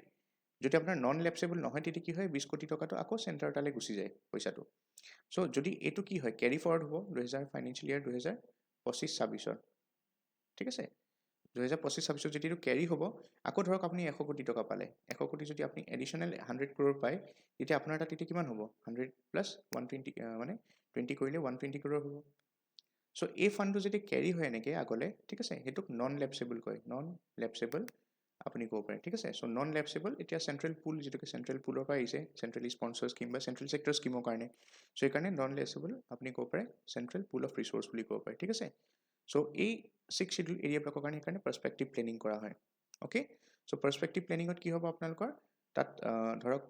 বিশেষকৈ ক'ব পাৰে যে তাত যোনবিলাক স্পেশাল ইকনমিক এৰিয়া মানে যোনবিলাক আপোনালোকৰ স্পেশাল ব্যাকৱাৰ্ড এৰিয়া হয় সেইবিলাকৰ কাৰণে পাৰ্সপেক্টিভ প্লেনিং কৰা হয় আপুনি ক'ব পাৰে যোনবিলাক য'ত মানে আমাৰ মানে ধ্যান বেছি দিব লাগে গভৰ্ণমেণ্টে তেনেকুৱা জায়গাত বেছি কৰে ঠিক আছে যেনেকৈ আপুনি ক'ব পাৰে বিটিআৰ ৰিজন যোনবিলাক হয় তাত আপোনালোকৰ special economic planning special economic package আহে তাৰ উপৰিও চেন্ট্ৰেল গভৰ্ণমেণ্টৰ non lapsable central pool of ৰিসোৰ্সৰ পৰাও কিছুমান টকা আহে ঠিক আছে এই গোটেইখিনি তাত যায়গৈ তেনেকৈ ঠিক আছে I hope you understood this is the complete planning যোনটো আমাৰ অসমত এইটোৰ মতে হয় ঠিক আছে আৰু এটা কথা মনত ৰাখিব আপোনালোকৰ এতিয়া এই যোনটো আপোনালোকৰ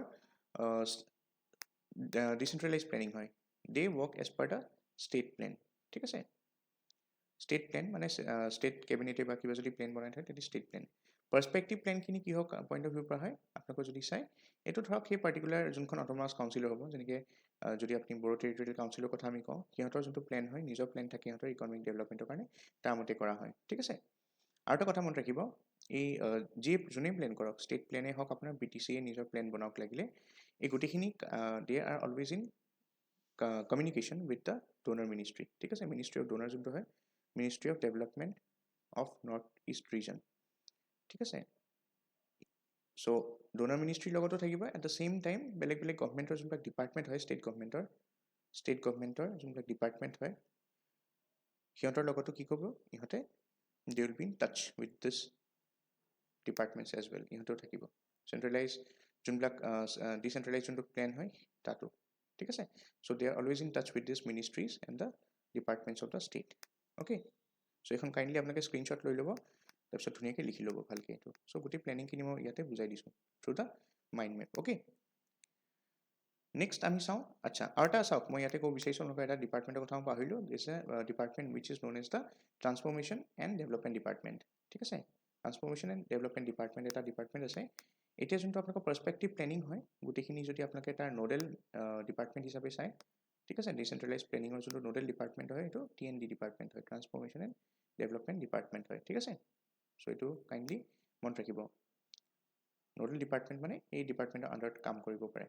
মানে যোনবিলাক ডিষ্ট্ৰিক্ট এডমিনিষ্ট্ৰেশ্যন হয় সিহঁতে ধৰক আপোনালোকৰ DLMC বা DLC বিলাকে TND ডিপাৰ্টমেণ্টৰ লগত মানে TND ডিপাৰ্টমেণ্ট তলত কাম কৰে ঠিক আছে এজ এ নোডেল ডিপাৰ্টমেণ্ট মানে এজ এ নোডেল উইং আপুনি ক'ব ইণ্ডিপেণ্ডেণ্টলি কাম কৰে ন' ডাউট বাট যদি চাই সিহঁতৰ হেড মানে হেডত কোন আছে ষ্টেট লেভেলত নোডেল ডিপাৰ্টমেণ্ট ট্ৰান্সফৰ্মেশ্যন ডেভেলপমেণ্ট ডিপাৰ্টমেণ্টৰ আণ্ডাৰত গোটেইখিনি কাম চলে ঠিক আছে এতিয়া চাওক অলপমান আমি ট্ৰান্সফৰ্মেশ্যন ডেভেলপমেণ্ট ডিপাৰ্টমেণ্টৰ কামখিনিৰ কথা চাই লওঁ সিহঁতে কেনেকৈ সেইবিলাক চম্ভালে ঠিক আছে এতিয়া আমি চাইছিলোঁ যে ডিচেন্ট্ৰেলাইজ প্লেনিঙত কি হয় ট্ৰান্সফৰ্মেশ্যন এণ্ড ডেভেলপমেণ্ট ডিপাৰ্টমেণ্টৰ ওপৰত ডিপেণ্ডেণ্ট হয় চ' এতিয়া TND ডিপাৰ্টমেণ্টৰ কামখিনি আমি চাই লওঁ ফাংচনছখিনি কি হয় প্ৰথম কথা TND ডিপাৰ্টমেণ্ট কি কৰে allocation of funds based on the state funding for priority development এতিয়া আপোনালোকে শুনিছে চাগে state own priority development fund এটা আছে আমাৰ ইয়াত SOPD ফাণ্ড বুলি কয় ৰাইট SOPD ফাণ্ড নাম শুনিছে চাগে আপোনালোকে চ' এই যোনটো আপোনাৰ ইয়াত যে আমি দেখাইছিলোঁ ট্ৰান্সপৰ্ট এণ্ড ডেভেলপমেণ্ট ডিপাৰ্টমেণ্ট সিহঁতৰ তলত কিছুমান ফাণ্ডছ আছে ঠিক আছে সিহঁতে ফাণ্ডবিলাকৰ থ্ৰুৱেদি পইচাখিনি DLC বিলাকক দিয়ে এই যে DLC বিলাক আছে সিহঁতক দিয়ে চ' TND ডিপাৰ্টমেণ্টৰ তলত থকা ফাণ্ডছ কিছুমান মই লিখি ইয়াত দিছোঁ SOPD fund state own priority development fund ইয়াত মানে সেইবিলাক ফাণ্ড হয় আৰু এটা একাউণ্ট আপুনি ক'ব পাৰে বেংক একাউণ্ট বা এটা কোষ বুলি ক'ব পাৰে একাউণ্ট ৰাইট য'ত আপোনাৰ কি হয় পইচাখিনি মানে টাইম টু টাইম ষ্টেট গভৰ্ণমেণ্টে যোনখিনি বাজেটত মানে এতিয়া দিয়ে পইচাখিনি এই বেলেগ বেলেগ ফাণ্ডত এনেকৈ জমা কৰি ৰাখে চ' বেলেগ বেলেগ কামৰ কাৰণে পইচাবিলাক টাইম টু টাইম ৰিলিজ কৰি থাকে ঠিক আছে কোনে TND ডিপাৰ্টমেণ্টে কাক ৰিলিজ কৰে DLC বিলাকক ডিষ্ট্ৰিক্ট লেভেল যোনবিলাক আপোনাৰ কমিটিজ আছে সিহঁতক অ'কে এতিয়া চাওক তাৰ উপৰিও SOPD ফাণ্ডৰ কাৰণে আহে তাৰপিছত তাৰ উপৰিও TND ডিপাৰ্টমেণ্টে কি কৰে আপোনালোকৰ ষ্টেটৰ যোনটো শ্বেয়াৰ থাকে এতিয়া বেলেগ বেলেগ চেণ্টাৰৰ যোনবিলাক পইচা আহে চেণ্টাৰৰ পৰা যেনেকৈ চেণ্ট্ৰেলি স্পন্সৰ যদি কিবা স্কিম চলি আছে তাতোতো পইচা আহে চেণ্ট্ৰেল গভৰ্ণমেণ্টৰ পৰা তাৰপিছত non lapsable central pool of resource আপোনালোকৰ ডিচেণ্ট্ৰেলাইজ প্লেনিঙতো থাকে নৰ্থ ইষ্ট কাউন্সিলৰ পৰাও পইচা আহে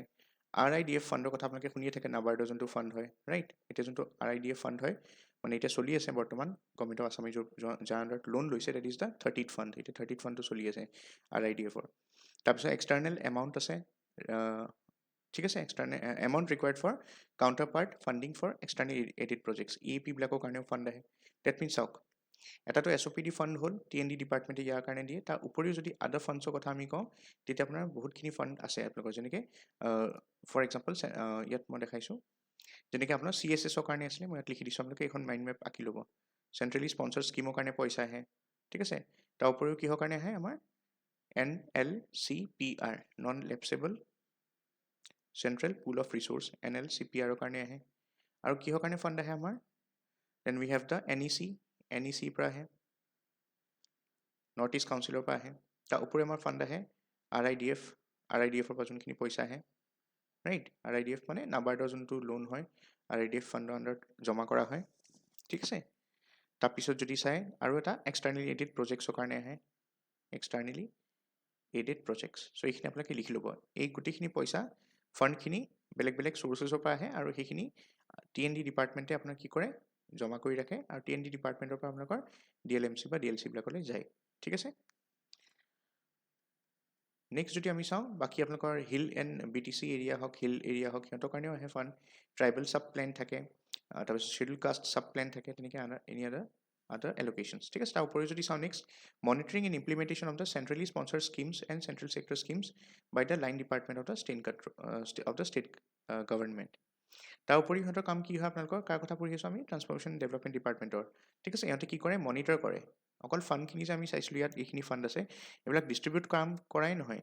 এই যে DLCলৈ পঠালে বা আপোনাৰ যদি ছাপ'জ 6 শিডিউল কোনোবা কাউন্সিললৈ পঠালে ঠিক আছে KAACলৈ পঠালে BTCলৈ পঠালে বা DHACলৈ পঠালে ইহঁতলৈ যে পইচাটো পঠালে ইয়াৰ ওপৰত মনিটৰ কৰাটো ইহঁতৰ দায়িত্ব হয় transportation and development department transformation and development ডিপাৰ্টমেণ্টৰ অ'কে তাৰ উপৰিও কৰ্ডিনেশ্যন কৰা with the line ministries at the centre line ministries মানে যেনেকৈ এতিয়া ষ্টেটৰ যদি হোম থাকে তাতো হোম তেনেকুৱা মানে চেম লাইনৰ So, line ministries of the center and departments in the state with a view to have the two-way communication between the concerned central ministries and the state government to ensure smooth implementation. এইবিলাক কৰে ঠিক আছে so' বুজি পাইছে চাগে আপোনালোকে transport and transformation and যোনটো আপোনালোকৰ ডেভেলপমেণ্ট ডিপাৰ্টমেণ্ট হয় এইটো বহুতেই ইম্পৰ্টেণ্ট ডিপাৰ্টমেণ্ট হয় কাৰণ এই ডিপাৰ্টমেণ্টটোৱে কি কৰে আপোনালোকৰ ফাণ্ডখিনি এল'কেটটো কৰেই ডিচেণ্ট্ৰেলাইজাৰ পাৰ্চপেক্টিভ প্লেনিঙৰ কাৰণে তাৰ উপৰিও ফাণ্ডখিনি কেনেকৈ ইমপ্লিমেণ্ট হৈছে সেইটো মনিটৰ কৰে TND ডিপাৰ্টমেণ্টে ঠিক আছে অ'কে চ' আপোনালোকে বুজি পাইছে চাগে এইখিনি এতিয়া আমি আহোঁ এটা নতুন টপিকত নৰ্থ ইষ্ট কাউন্সিল ঠিক আছে চ' নৰ্থ ইষ্ট কাউন্সিলৰ পিছত আমাৰ চিটা আছে then we will go' for the role of চিটা তাৰপিছত আমাৰ ৰিচোৰ্চ ইনফ্ৰাষ্ট্ৰাকচাৰ এইটো ষ্টাৰ্ট হ'ব চ' নেক্সট ক্লাছত কৰিম বেছি শ্লাইড নাই শেষ কৰি লওঁ বলক চ' আমি এতিয়া পঢ়িম about the North East Council so' North East কাউন্সিলৰ কথা আমি এইটো কিয় আনিলোঁ চিটাৰ নৰ্থ ইষ্ট কাউন্সিলৰ কথা কাৰণ চাওক এই আমি TND ডিপাৰ্টমেণ্ট ৰোলটোতো চালোৱেই কিমান ইম্পৰ্টেণ্ট হয় ৰাইট ফাণ্ড এলোকেশ্যনৰ কাৰণে বা প্লেনিঙৰ কাৰণে TND ডিপাৰ্টমেণ্ট বহুতেই ইম্পৰ্টেণ্ট হয় ঠিক আছে চ' এই পইচা যে আহে আমি অলপ আগতে চাইছিলোঁ NEC নৰ্থ ইষ্ট কাউন্সিলৰ পৰা আহে কিছুমান পইচা ৰাইট তাৰ উপৰিও আমাৰ যোনখিনি প্লেনিং হয় ঠিক আছে TND ডিপাৰ্টমেণ্টে মনিটৰ কৰে কিন্তু যোনটো প্লেনিং হয় সেইটো কোনে কৰে চিটাই কৰে মনত ৰাখিব state information innovation and transformation agency ঠিক আছে চ' চাওক আকৌ মই কৈ আছোঁ TND ডিপাৰ্টমেণ্টে কি কৰে ফাণ্ড ইহঁতৰ কাম হয় মেইনলি ফাণ্ডটো এল'কেট কৰা আৰু ফাণ্ডটো মনিটৰ কৰা ঠিক আছে কিন্তু চিটাই কি কৰে আপোনাৰ ফাণ্ডটো কেনেকৈ ইউটিলাইজ কৰে তাৰ প্ৰপাৰ প্লেনিংটো কৰা এইটো কোনে কৰিব চিটাই কৰিব সেইকাৰণে আমি চিটাৰ কথাও পঢ়িম ফাণ্ড ইউটিলাইজেশ্যনৰ কথা আৰু NECও পইচা দিয়ে আমাক সেইকাৰণে NEC কথাও পঢ়ি ল'ম ঠিক আছে চ' এতিয়া আপোনালোকে ইয়াৰ এটা স্ক্ৰীনশ্বট ভালকৈ লৈ লওক এইটো ফাইনেল হয় আৰু লিখি লওক অ'কে চ' যদি লাগে মই নিজেও বাৰু এটা স্ক্ৰীনশ্বট লৈ দিছোঁ ফৰ ইউ মই এইটো আপোনাক শ্বেয়াৰ কৰি দিম অ'কে এতিয়া আমি নৰ্থ ইষ্ট কাউন্সিলৰ কথা চাওঁ চ' নৰ্থ ইষ্ট কাউন্সিল কনষ্টিটিউট কেতিয়া হৈছিলে আপোনালোকৰ আগষ্ট 1972 আপোনালোকে জানে চাগে আগষ্টত আপোনালোকৰ মানে 1971ত একচুৱেলি আপোনাৰ নৰ্থ ইষ্ট কাউন্সিল এক্ট এখন পাছ হৈছিলে ৰাইট NEC এক্ট বুলি কওঁ 1971ত তাৰপিছতে কি হ'ল আপোনালোকৰ যেতিয়া নৰ্থ ইষ্ট কাউন্সিল এক্ট 71 হয়তো নৰ্থ ইষ্ট কাউন্সিল এক্ট পাছ হৈছিলে কেতিয়া 1971 ৰাইট এতিয়া 1971 যোনটো নৰ্থ ইষ্ট কাউন্সিল এক্ট পাছ হৈছিলে তাৰপিছত কি হ'ল আপোনালোকে জানে যে আমাৰ অসমত অলৰেডি নাগালেণ্ডটো ছেপাৰেট হৈ গৈছিলে নাগালেণ্ডে ষ্টেটহুড পাই গ'ল তাৰপিছত আপোনালোকৰ নেফা যোনটো আছিলে নেফা গট নেফাই কি পাইছিলে আপোনালোকৰ ইউনিয়ন টেৰিটৰী যোনটো হয় এইটো ষ্টেটাছ পাইছিলে তাৰ উপৰি আপোনালোকৰ মেঘালয় আছিলে ৰাইট মেঘালয় তাৰপিছত আপোনালোকৰ ইয়াত বাকী যদি চাই আৰু তেনেকৈ মণিপুৰ এণ্ড ত্ৰিপুৰা এইকেইখনে ষ্টেটহুড পাইছিলে অ'কে চ' ডেটটো মনত ৰাখিব পাৰে যে ইহঁতে ষ্টেটহুড পাইছিলে আপোনালোকৰ 21st জানুৱাৰী 1972 আৰু নেফাই ইউনিয়ন টেৰিটৰী যোনটো ষ্টেটাছ হয় এইটো কেতিয়া পাইছিলে 20th জানুৱাৰী 1972 অ'কে এতিয়া সেই 72ৰ কথা কৈ আছোঁ তাৰে আগষ্ট মাহত আপোনাৰ কি হ'ল যিহেতুকে চাওক এতিয়া নাগালেণ্ড এখন ষ্টেট হ'ল ইউনিয়ন টেৰিটৰী অফ নেফা হ'ল পিছত মেঘালয় এখন ষ্টেট হ'ল মণিপুৰ ত্ৰিপুৰা অসমটো আছেই গোটেইখন ইমানখিনি ইউনিট হৈ যোৱাৰ কাৰণে কি হ'ল এটা নৰ্থ ইষ্ট কাউন্সিল বনালে ঠিক আছে নৰ্থ ইষ্ট কাউন্সিল বনালে কেতিয়া August 1972 as an advisory body under North East Council Act 84 of the Parliament 1971 মানে কৈছে আৰু নৰ্থ ইষ্ট কাউন্সিল এক্টৰ যোনটো আপোনাৰ ছেকশ্যন 84 আছে তাৰ আণ্ডাৰতে নৰ্থ ইষ্ট কাউন্সিলখন বনাইছিলে 1971 আগষ্ট ঠিক আছে কিন্তু কনষ্টিটিউট কৰিছিলে আপোনাৰ এতিয়া মানে কনষ্টিটিউট কৰিছিলে এতিয়া এইটো সময়ত আইডিয়াটো আনিছিলে মানে এটা এডভাইজৰী বডি এটা আমাক লাগে প্লেনিংটো কৰিছিলে বাট তাক যদি প্ৰপাৰলি ইফেক্টিভ মানে ফ'ৰ্চত কেতিয়া পাইছিলে ফ্ৰম আগষ্ট 1972 ঠিক আছে তাৰপিছত আপুনি চাওক নৰ্থ ইষ্ট কাউন্সিল তেনেকৈ চলি আছিলে 1972 পৰা প্ৰপাৰলি আগষ্টৰ পৰা ধুনীয়াকৈ চলি আছে নৰ্থ ইষ্ট কাউন্সিলৰ এখন যোনখন এক্ট হয় নৰ্থ ইষ্ট কাউন্সিল এক্ট 1971 ইয়াত এমেণ্ডমেণ্ট কৰিছিলে ইন 2002 তাৰ নাম দিছিলে North East Council amendment act 2002 তেতিয়া নৰ্থ ইষ্ট কাউন্সিলৰ কি কৰিলে it was restructured under a regional planning body তাক ৰিজনেল প্লেনিং বডি বনাই দিলে ঠিক আছে ৰিজনেল প্লেনিঙৰ অৰ্থ কি হয় আপোনাৰ 7খন যোনকেইখন নৰ্থ ইষ্টৰ ষ্টেট আছে ছিষ্টাৰ ষ্টেটছ অৰুণাচল আছাম মণিপুৰ ঠিক আছে মেঘালয় মিজোৰাম নাগালেণ্ড আৰু ত্ৰিপুৰা তাৰ বাহিৰেও ছিকিমকো ইনক্লুড কৰি দিলে ৰাইট 2002ত ছিকিমকো কি কৰিলে নৰ্থ ইষ্টৰে মানে আমাৰ নৰ্থ ইষ্ট ৰিজনেল বডি সেইকাৰণে বনাই দিলে ঠিক আছে চ' আগতে নৰ্থ ইষ্টৰ যোনখন ষ্টেট আছিলে 7 ছিষ্টাৰ ষ্টেটছ প্লাছ ছিকিমক ধৰি যোনখন অষ্টলক্ষ্মী বনিলে মানে হৈ গ'ল যে 8খন লক্ষ্মী অষ্টলক্ষ্মী মানে 8জন লক্ষী ঠিক আছে চ' এই 8খন ষ্টেটছ মিলি পেলাই এটা ৰিজন হৈ গ'লতো পাৰ্টিকুলাৰ চ' সেইকাৰণে তাক NEC-কো কি কৰি দিলে এতিয়া ষ্টেট বডি নহয় আৰু ইণ্টাৰ ষ্টেট বডি নহয় এইটো কি হৈ যাব এতিয়া ৰিজনেল বডি হৈ গ'ল আপগ্ৰেড কৰিলে কেতিয়া 2002ত অ'কে মেইন অবজেক্টিভ যদি চাওঁ of the North East Council is to ensure the balance and integrated economic development of the entire North Eastern region right তাৰপিছত চাওক NEC has funded for schemes of vital sectors বেলেগ বেলেগ sector যোনবিলাক অসমতে হওক বা বাকী নৰ্থ ইষ্টাৰ্ণ ষ্টেটছ ছিকিমতে হওক তাৰ বেলেগ বেলেগ ছেক্টৰ্ছত কণ্ট্ৰিবিউট কৰে সিহঁতে যেনেকৈ ট্ৰান্সপৰ্ট এণ্ড কমিউনিকেশ্যনত কৰে ৱাটাৰ ৰিচোৰ্চৰ কাৰণে কৰে পাৱাৰৰ কাৰণে কৰে হেল্থৰ কাৰণে ঠিক আছে ফেমিলি ৱেলফেয়াৰ তাৰপিছত এগ্ৰিকালচাৰ কাৰণে কৰে ইণ্ডাষ্ট্ৰি এণ্ড কমাৰ্চৰ কাৰণে এনিমেল হাজবেণ্ডেৰীৰ কাৰণে কৰে ভেটেৰিনেৰী কৰে ঠিক আছে of the north eastern states আৰু যদি চাই ইয়াত সেইকাৰণে আপোনাৰ নৰ্থ ইষ্টাৰ্ণ ষ্টেটছবিলাকত আপোনাৰ ফাণ্ডিং পেটাৰ্ণ যদি চাই 90:10 হয় ঠিক আছে চ' মানে কি হয় আপোনাৰ যিকোনো যদি ধৰক প্ৰজেক্ট এটা চলি আছে ধৰক ঠিক আছে যদি কিবা ৱাটাৰ প্ৰজেক্ট চলি আছে নৰ্থ ইষ্টাৰ্ণ ষ্টেটত যোনটো প্ৰজেক্ট চলি আছে সেই প্ৰজেক্টটোত যদি চাই ফাণ্ডিং পেটাৰ্ণটো এনেকুৱা হয় যে central government is to state government যদি আপোনাৰ ৰেচিঅ'টো লাইক 90:10 মানে ইয়াত যদি 100 টকাৰ কিবা এটা প্ৰজেক্ট চলি আছে ধৰক অসমতে যদি 100 টকাৰ যদি এটা প্ৰজেক্ট ধৰক কিবা ইৰিগেশ্যনৰ প্ৰজেক্ট এটা চলি আছে ডেট মিনছ এই 100 টকাৰ ভিতৰত আপোনাৰ 90 টকা চেণ্টাৰে দিব আৰু 10 টকা ষ্টেটে দিব তেনেকুৱা হয় বস্তুটো okay so' North East council coordinates and prepares the integrated plan to meet the basic infrastructure requirement mainly for the interest of the region আৰু যদি চাই এই নৰ্থ ইষ্ট কাউন্সিলৰে আমাৰ যোনটো ট্ৰান্সফৰ্মেশ্যন এণ্ড ডেভেলপমেণ্ট ডিপাৰ্টমেণ্ট হয় it's the nodal department for NEC of Assam মনত ৰাখিব সেইটো বহুত ইম্পৰ্টেণ্ট হয় বহুতে নাজানেও এইটো কথা আমি যে চাইছিলোঁ ইয়াত এই যে নৰ্থ ইষ্ট কাউন্সিলৰ কথা মই কৈ থাকোঁতে ট্ৰান্সফৰ্মেশ্যন ডিপাৰ্টমেণ্ট চ' আপোনালোকে চাগে বুজি পোৱা নাছিলে কেনেকৈ লিংক হয় এই নৰ্থ ইষ্ট কাউন্সিলৰে যোনটো আপোনালোকৰ নোডেল এজেঞ্চি হয় নোডেল এজেঞ্চি ঠিক আছে নোডেল এজেঞ্চি কোন হয় নৰ্থ ইষ্ট কাউন্সিলৰ অসমত নোডেল এজেঞ্চি আছামত যদি আমি চাওঁ NECৰ নোডেল এজেঞ্চি কোন হয় it is the TND department transformation and development department অসমৰ যোনটো হয় সেইটো নোডেল ডিপাৰ্টমেণ্ট হয় অসমৰ পইণ্ট অফ ভিউৰ পৰা তেনেকৈ বেলেগ বেলেগ ষ্টেটত নিজৰ নিজৰ নোডেল এজেঞ্চি থাকে চ' সেইটো সিহঁতে ডিচাইড কৰে সিহঁতৰ কোনটো ডিপাৰ্টমেণ্টক নোডেল ডিপাৰ্টমেণ্ট বনায় ঠিক আছে অ'কে চ' আগবাঢ়োঁ আমি তেন্তে okay so' NEC is generally funding projects for infrastructure development having regional character. So regional character থাকিব লাগিব এনেকুৱা নহয় যে এতিয়া ফৰ এক্সাম্পল ধৰক ব্ৰহ্মপুত্ৰ নদীখনৰ লগতে জড়িত কিবা যদি প্ৰজেক্ট আছে কাৰণ ব্ৰহ্মপুত্ৰৰ বহুত কেইখন ষ্টেট দি ফ্ল' হয় তেনেকুৱা কমন কজ থাকিব লাগিব তেনেকুৱা যদি ইনফ্ৰাষ্ট্ৰাকচাৰ কিবা প্ৰজেক্ট থাকে তাতহে NECয়ে আণ্ডাৰ দ্য TND ডিপাৰ্টমেণ্ট অসমত ফাণ্ডিং কৰে ঠিক আছে তাৰপিছত যদি চাই for this purpose with various departments line departments submits proposals to TND department verification of পিছত কি হয় TND ডিপাৰ্টমেণ্টে ফৰৱাৰ্ড কৰি দিয়ে টু দ্য NEC মানে কি হয় প্ৰথমতে সাপোজ ইয়াতে ব্ৰহ্মপুত্ৰতে ধৰক এটা কিবা প্ৰজেক্ট বনাই আছে ব্ৰিজ এখনে বনাই আছে ঠিক আছে so if it is impacting Assam as well as the other region ওচৰ পাজৰ যোনখিনি ষ্টেটছ আছে সিহঁতক যদি ইম্পেক্ট কৰিছে বা যদি কিবা হাইড্ৰ প্ৰজেক্ট বনাই আছে ঠিক আছে ইন দ্যাট কেছ আপোনাৰ যদি ষ্টেক হোল্ডাৰ্ছ থাকে দুখন ৰাজ্য বা তেনেকুৱা যদি ইউজুৱেলি যোনবিলাক প্ৰজেক্টছ থাকে যোনবিলাক কি হয় গোটেই ৰিজনেল কেৰেক্টাৰ বা ৰিজনটো এফেক্ট কৰিব পাৰে চ' তেনেকুৱা বস্তুবিলাকত ফাণ্ডিং কৰে ঠিক আছে চ' প্ৰচেছটো এনেকুৱা হয় যোনবিলাক লাইন ডিপাৰ্টমেণ্ট হয়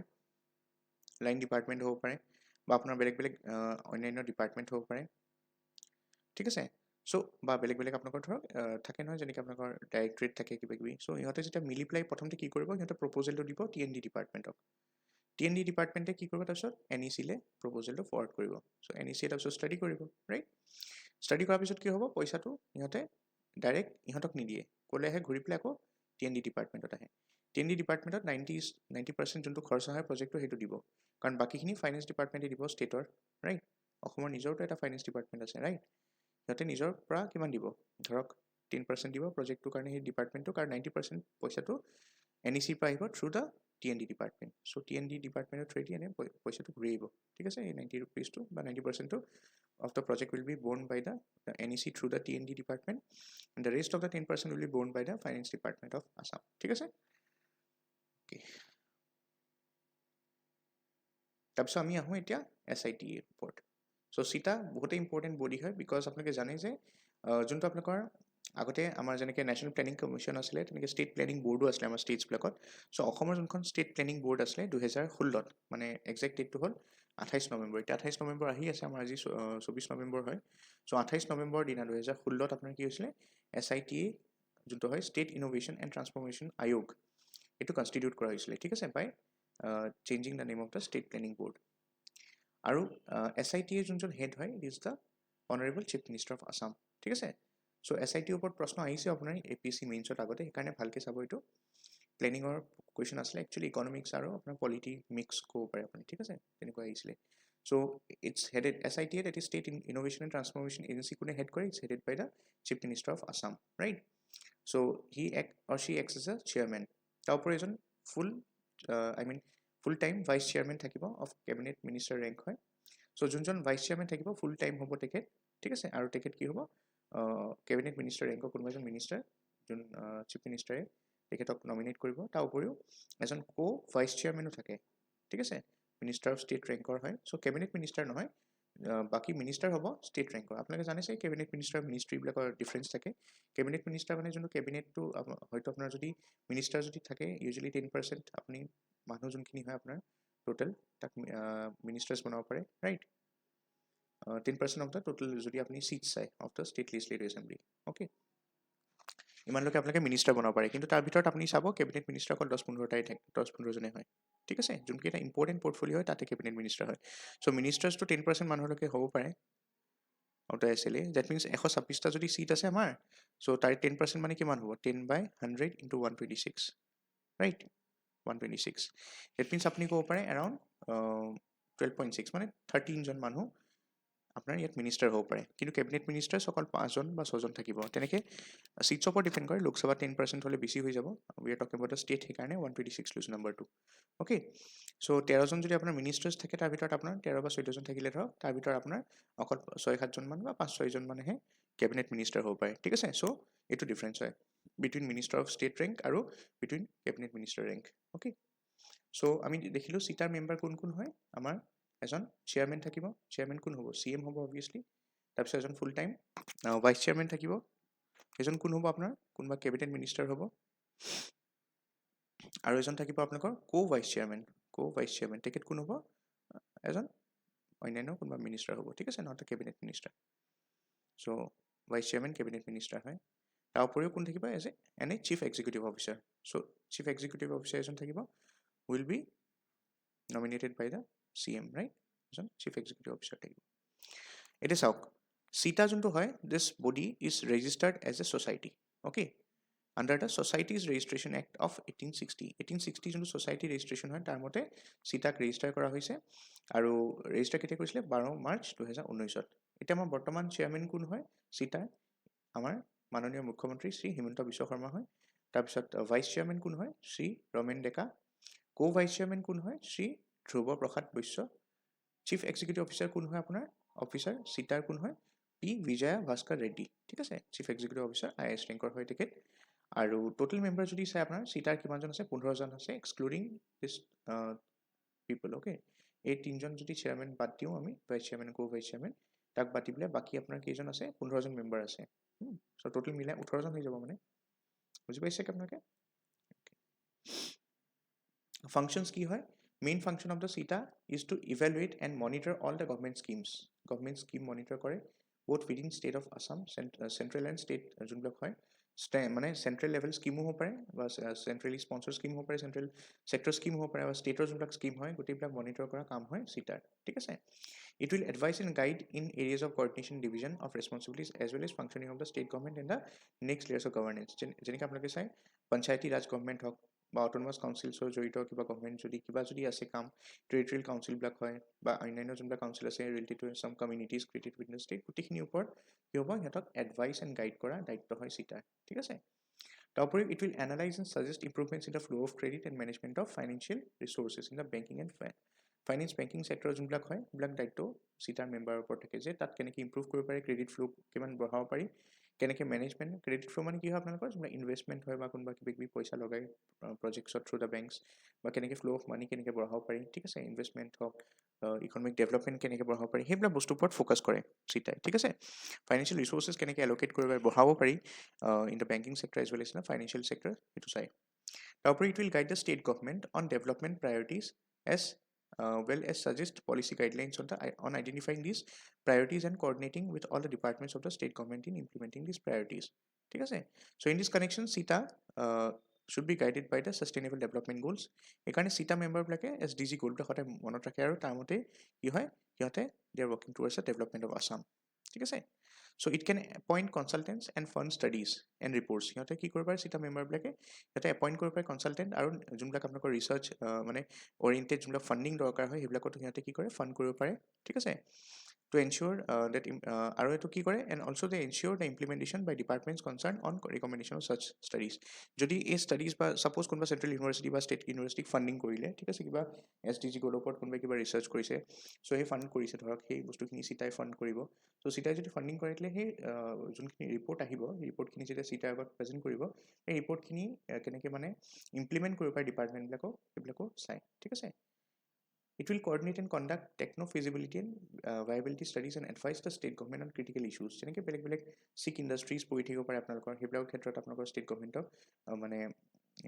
সেয়া কৰিব আপোনালোকৰ তেখেতসকলে এইবিলাক ইছ্যুজবিলাকৰ ওপৰত এডভাইচ দিব, নিজৰ মন্তব্য দিব। ইণ্ডাষ্ট্ৰিয়েল ইনফ্ৰাষ্ট্ৰাকচাৰ ডেভেলপমেণ্ট কেনেকৈ কৰিব পাৰি under make in Assam, act east পলিচিৰ ওপৰত সিহঁতে ধ্যান দিয়ে। ৰিভাইভেল কেনেকৈ কৰিব পাৰি অফ দ্য টি ইণ্ডাষ্ট্ৰি, কেনেকৈ ডেভেলপ যোনবিলাক ডেভেলপমেণ্ট ইছ্যুজ আছে আমাৰ অসম চুক্তি আণ্ডাৰত সেইবিলাক কেনেকৈ মিট কৰিব পাৰি গ'লছখিনি সেইবিলাকৰ ওপৰত ছাজেশ্যনছ দিব। তাৰোপৰি management development of water resources etcetera সেইবিলাকৰ ওপৰত ধ্যান দিয়ে, ঠিক আছে। One of the main function is to advise the government on whatever issues are referred to the Aayog, ঠিক আছে। ৰোল কি হয়? The vice chairman of the SITA can call any officer of any department and discuss issues link with its function. So' পাৱাৰখিনিও আপুনি ক'ব পাৰে যে vice চেয়াৰমেনৰ ইমানখিনি পাৱাৰ আছে যে সিহঁতে যিকোনো এজন অফিচাৰক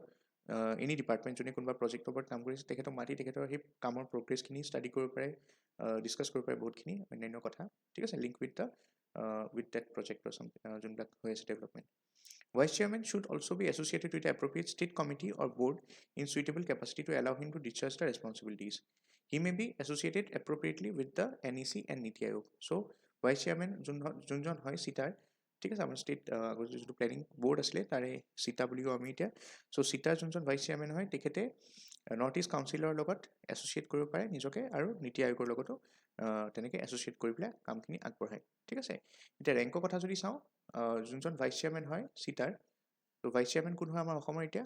আমি চাইছিলোঁ ইয়াত, right, it is Shri Ramen Deka, তেখেতৰ কথা কৈ আছোঁ আমি এতিয়া, অ'কে। চ' ভাইচ চেয়াৰমেনৰ যদি মানে তেখেতৰ যদি আপোনাৰ ৰেংকৰ কথা আমি কওঁ, যদি আমি চাওঁ, he has got the power of A cabinet minister. তেখেত এজন কেবিনেট মিনিষ্টাৰ সমান তেখেতৰ ৰেংক আছে, ঠিক আছে। ফাংচনছ এণ্ড ৰোল, এতিয়া আমি চাওঁ যদি functions and role of the চিটা কি আছে, to monitor the use of new IT or GPS techniques যোনবিলাক হয় গভৰ্ণমেণ্টে বেলেগ বেলেগ কামত ধৰক মডাৰ্ণ এনালাইচিছৰ কাৰণে ইউজ কৰে, ঠিক আছে, for both the government schemes লাগিলে চেণ্টাৰে হওক ষ্টেটৰে হওক। তাৰপিছত এডভাইচ কৰিব ইন এৰিয়া অফ কৰ্ডিনেশ্যন ডিভিজনৰ ৰেছপঞ্চিবিলিটিজ। তাৰপিছত সিহঁতে এনালাইজ কৰিব improvements of flow' of credit, এইখিনি অলৰেডি মই ডিছকাছ কৰিছোঁৱেই। To advise the state government, ঠিক আছে, বেলেগ বেলেগ ক্ষেত্ৰত যেনেকৈ আইডেণ্টিফাই কৰা প্ৰায়ৰিটিজবিলাক, কাৰণ কিছুমান প্ৰজেক্টছ একেলগতে ইম্পৰ্টেণ্ট হৈ যায়, তাৰ ভিতৰত কোনটো বেছি ইম্পৰ্টেণ্ট হয় এই প্ৰায়ৰিটাইজ কৰাখিনিত সহায় কৰে, কৰ্ডিনেট কৰে নিজে বেলেগ বেলেগ ডিপাৰ্টমেণ্টৰ ষ্টেটৰ লগত, ঠিক আছে, সিহঁতে কানেকশ্যন ৰাখে আৰু যিমান কাম কৰে গোটেইখিনি SDG গ'লছৰ মতে কৰে, মানে ছাষ্টেইনেবল ডেভেলপমেণ্ট গ'লছৰ মতে কৰে। এপইণ্ট কৰে সিহঁতে বেলেগ বেলেগ আপোনালোকৰ যোনখিনি ফাণ্ডিং কৰে সিহঁতে, আমি চাইছিলোঁ এইবিলাক, ৰাইট। তাৰপিছত যদি চাই আৰু বাকী যেনেকৈ চিক ইণ্ডাষ্ট্ৰীবিলাকক কেনেকৈ ৰিজুভিনেট কৰা, তাৰপিছত ইণ্ডাষ্ট্ৰিয়েল ইনফ্ৰাষ্ট্ৰাকচাৰ ডেভেলপমেণ্টৰ কাৰণে কি কৰিব, এণ্ড মেক ইন আছামৰ এক্টিছ পলিচি কেনেকৈ ইমপ্লিমেণ্ট কৰিব, টি ইণ্ডাষ্ট্ৰী কেনেকৈ ৰিভাইভ কৰিব, আছামে কৰ্টৰ ইমপ্লিমেণ্টেশ্যন কেনেকৈ কৰিব, 6 শিডিউলৰ যোনখিনি আছে কণ্ডিশ্যনছখিনি, ৰাইট। তাৰপিছত management and development of river water resources etcetera এইবিলাক চাব, আৰু whatever other issues which are referred by the Aayog, এই গোটেইখিনি কি হ'ব আপোনাৰ চিটাই এইখিনি চাব। ৰোলৰ কথা আমি অলৰেডি চাইছোঁ এইখিনি, ৰাইট। চ' এইখিনি আছিলে। নেক্সট তাৰপিছত আমি টপিকটো ষ্টাৰ্ট কৰিম আপোনালোকৰ মেজৰ ডেভেলপমেণ্ট প্ৰজেক্ট যোনবিলাক অসমত চলি আছে, ইনফ্ৰাষ্ট্ৰাকচাৰ হওক।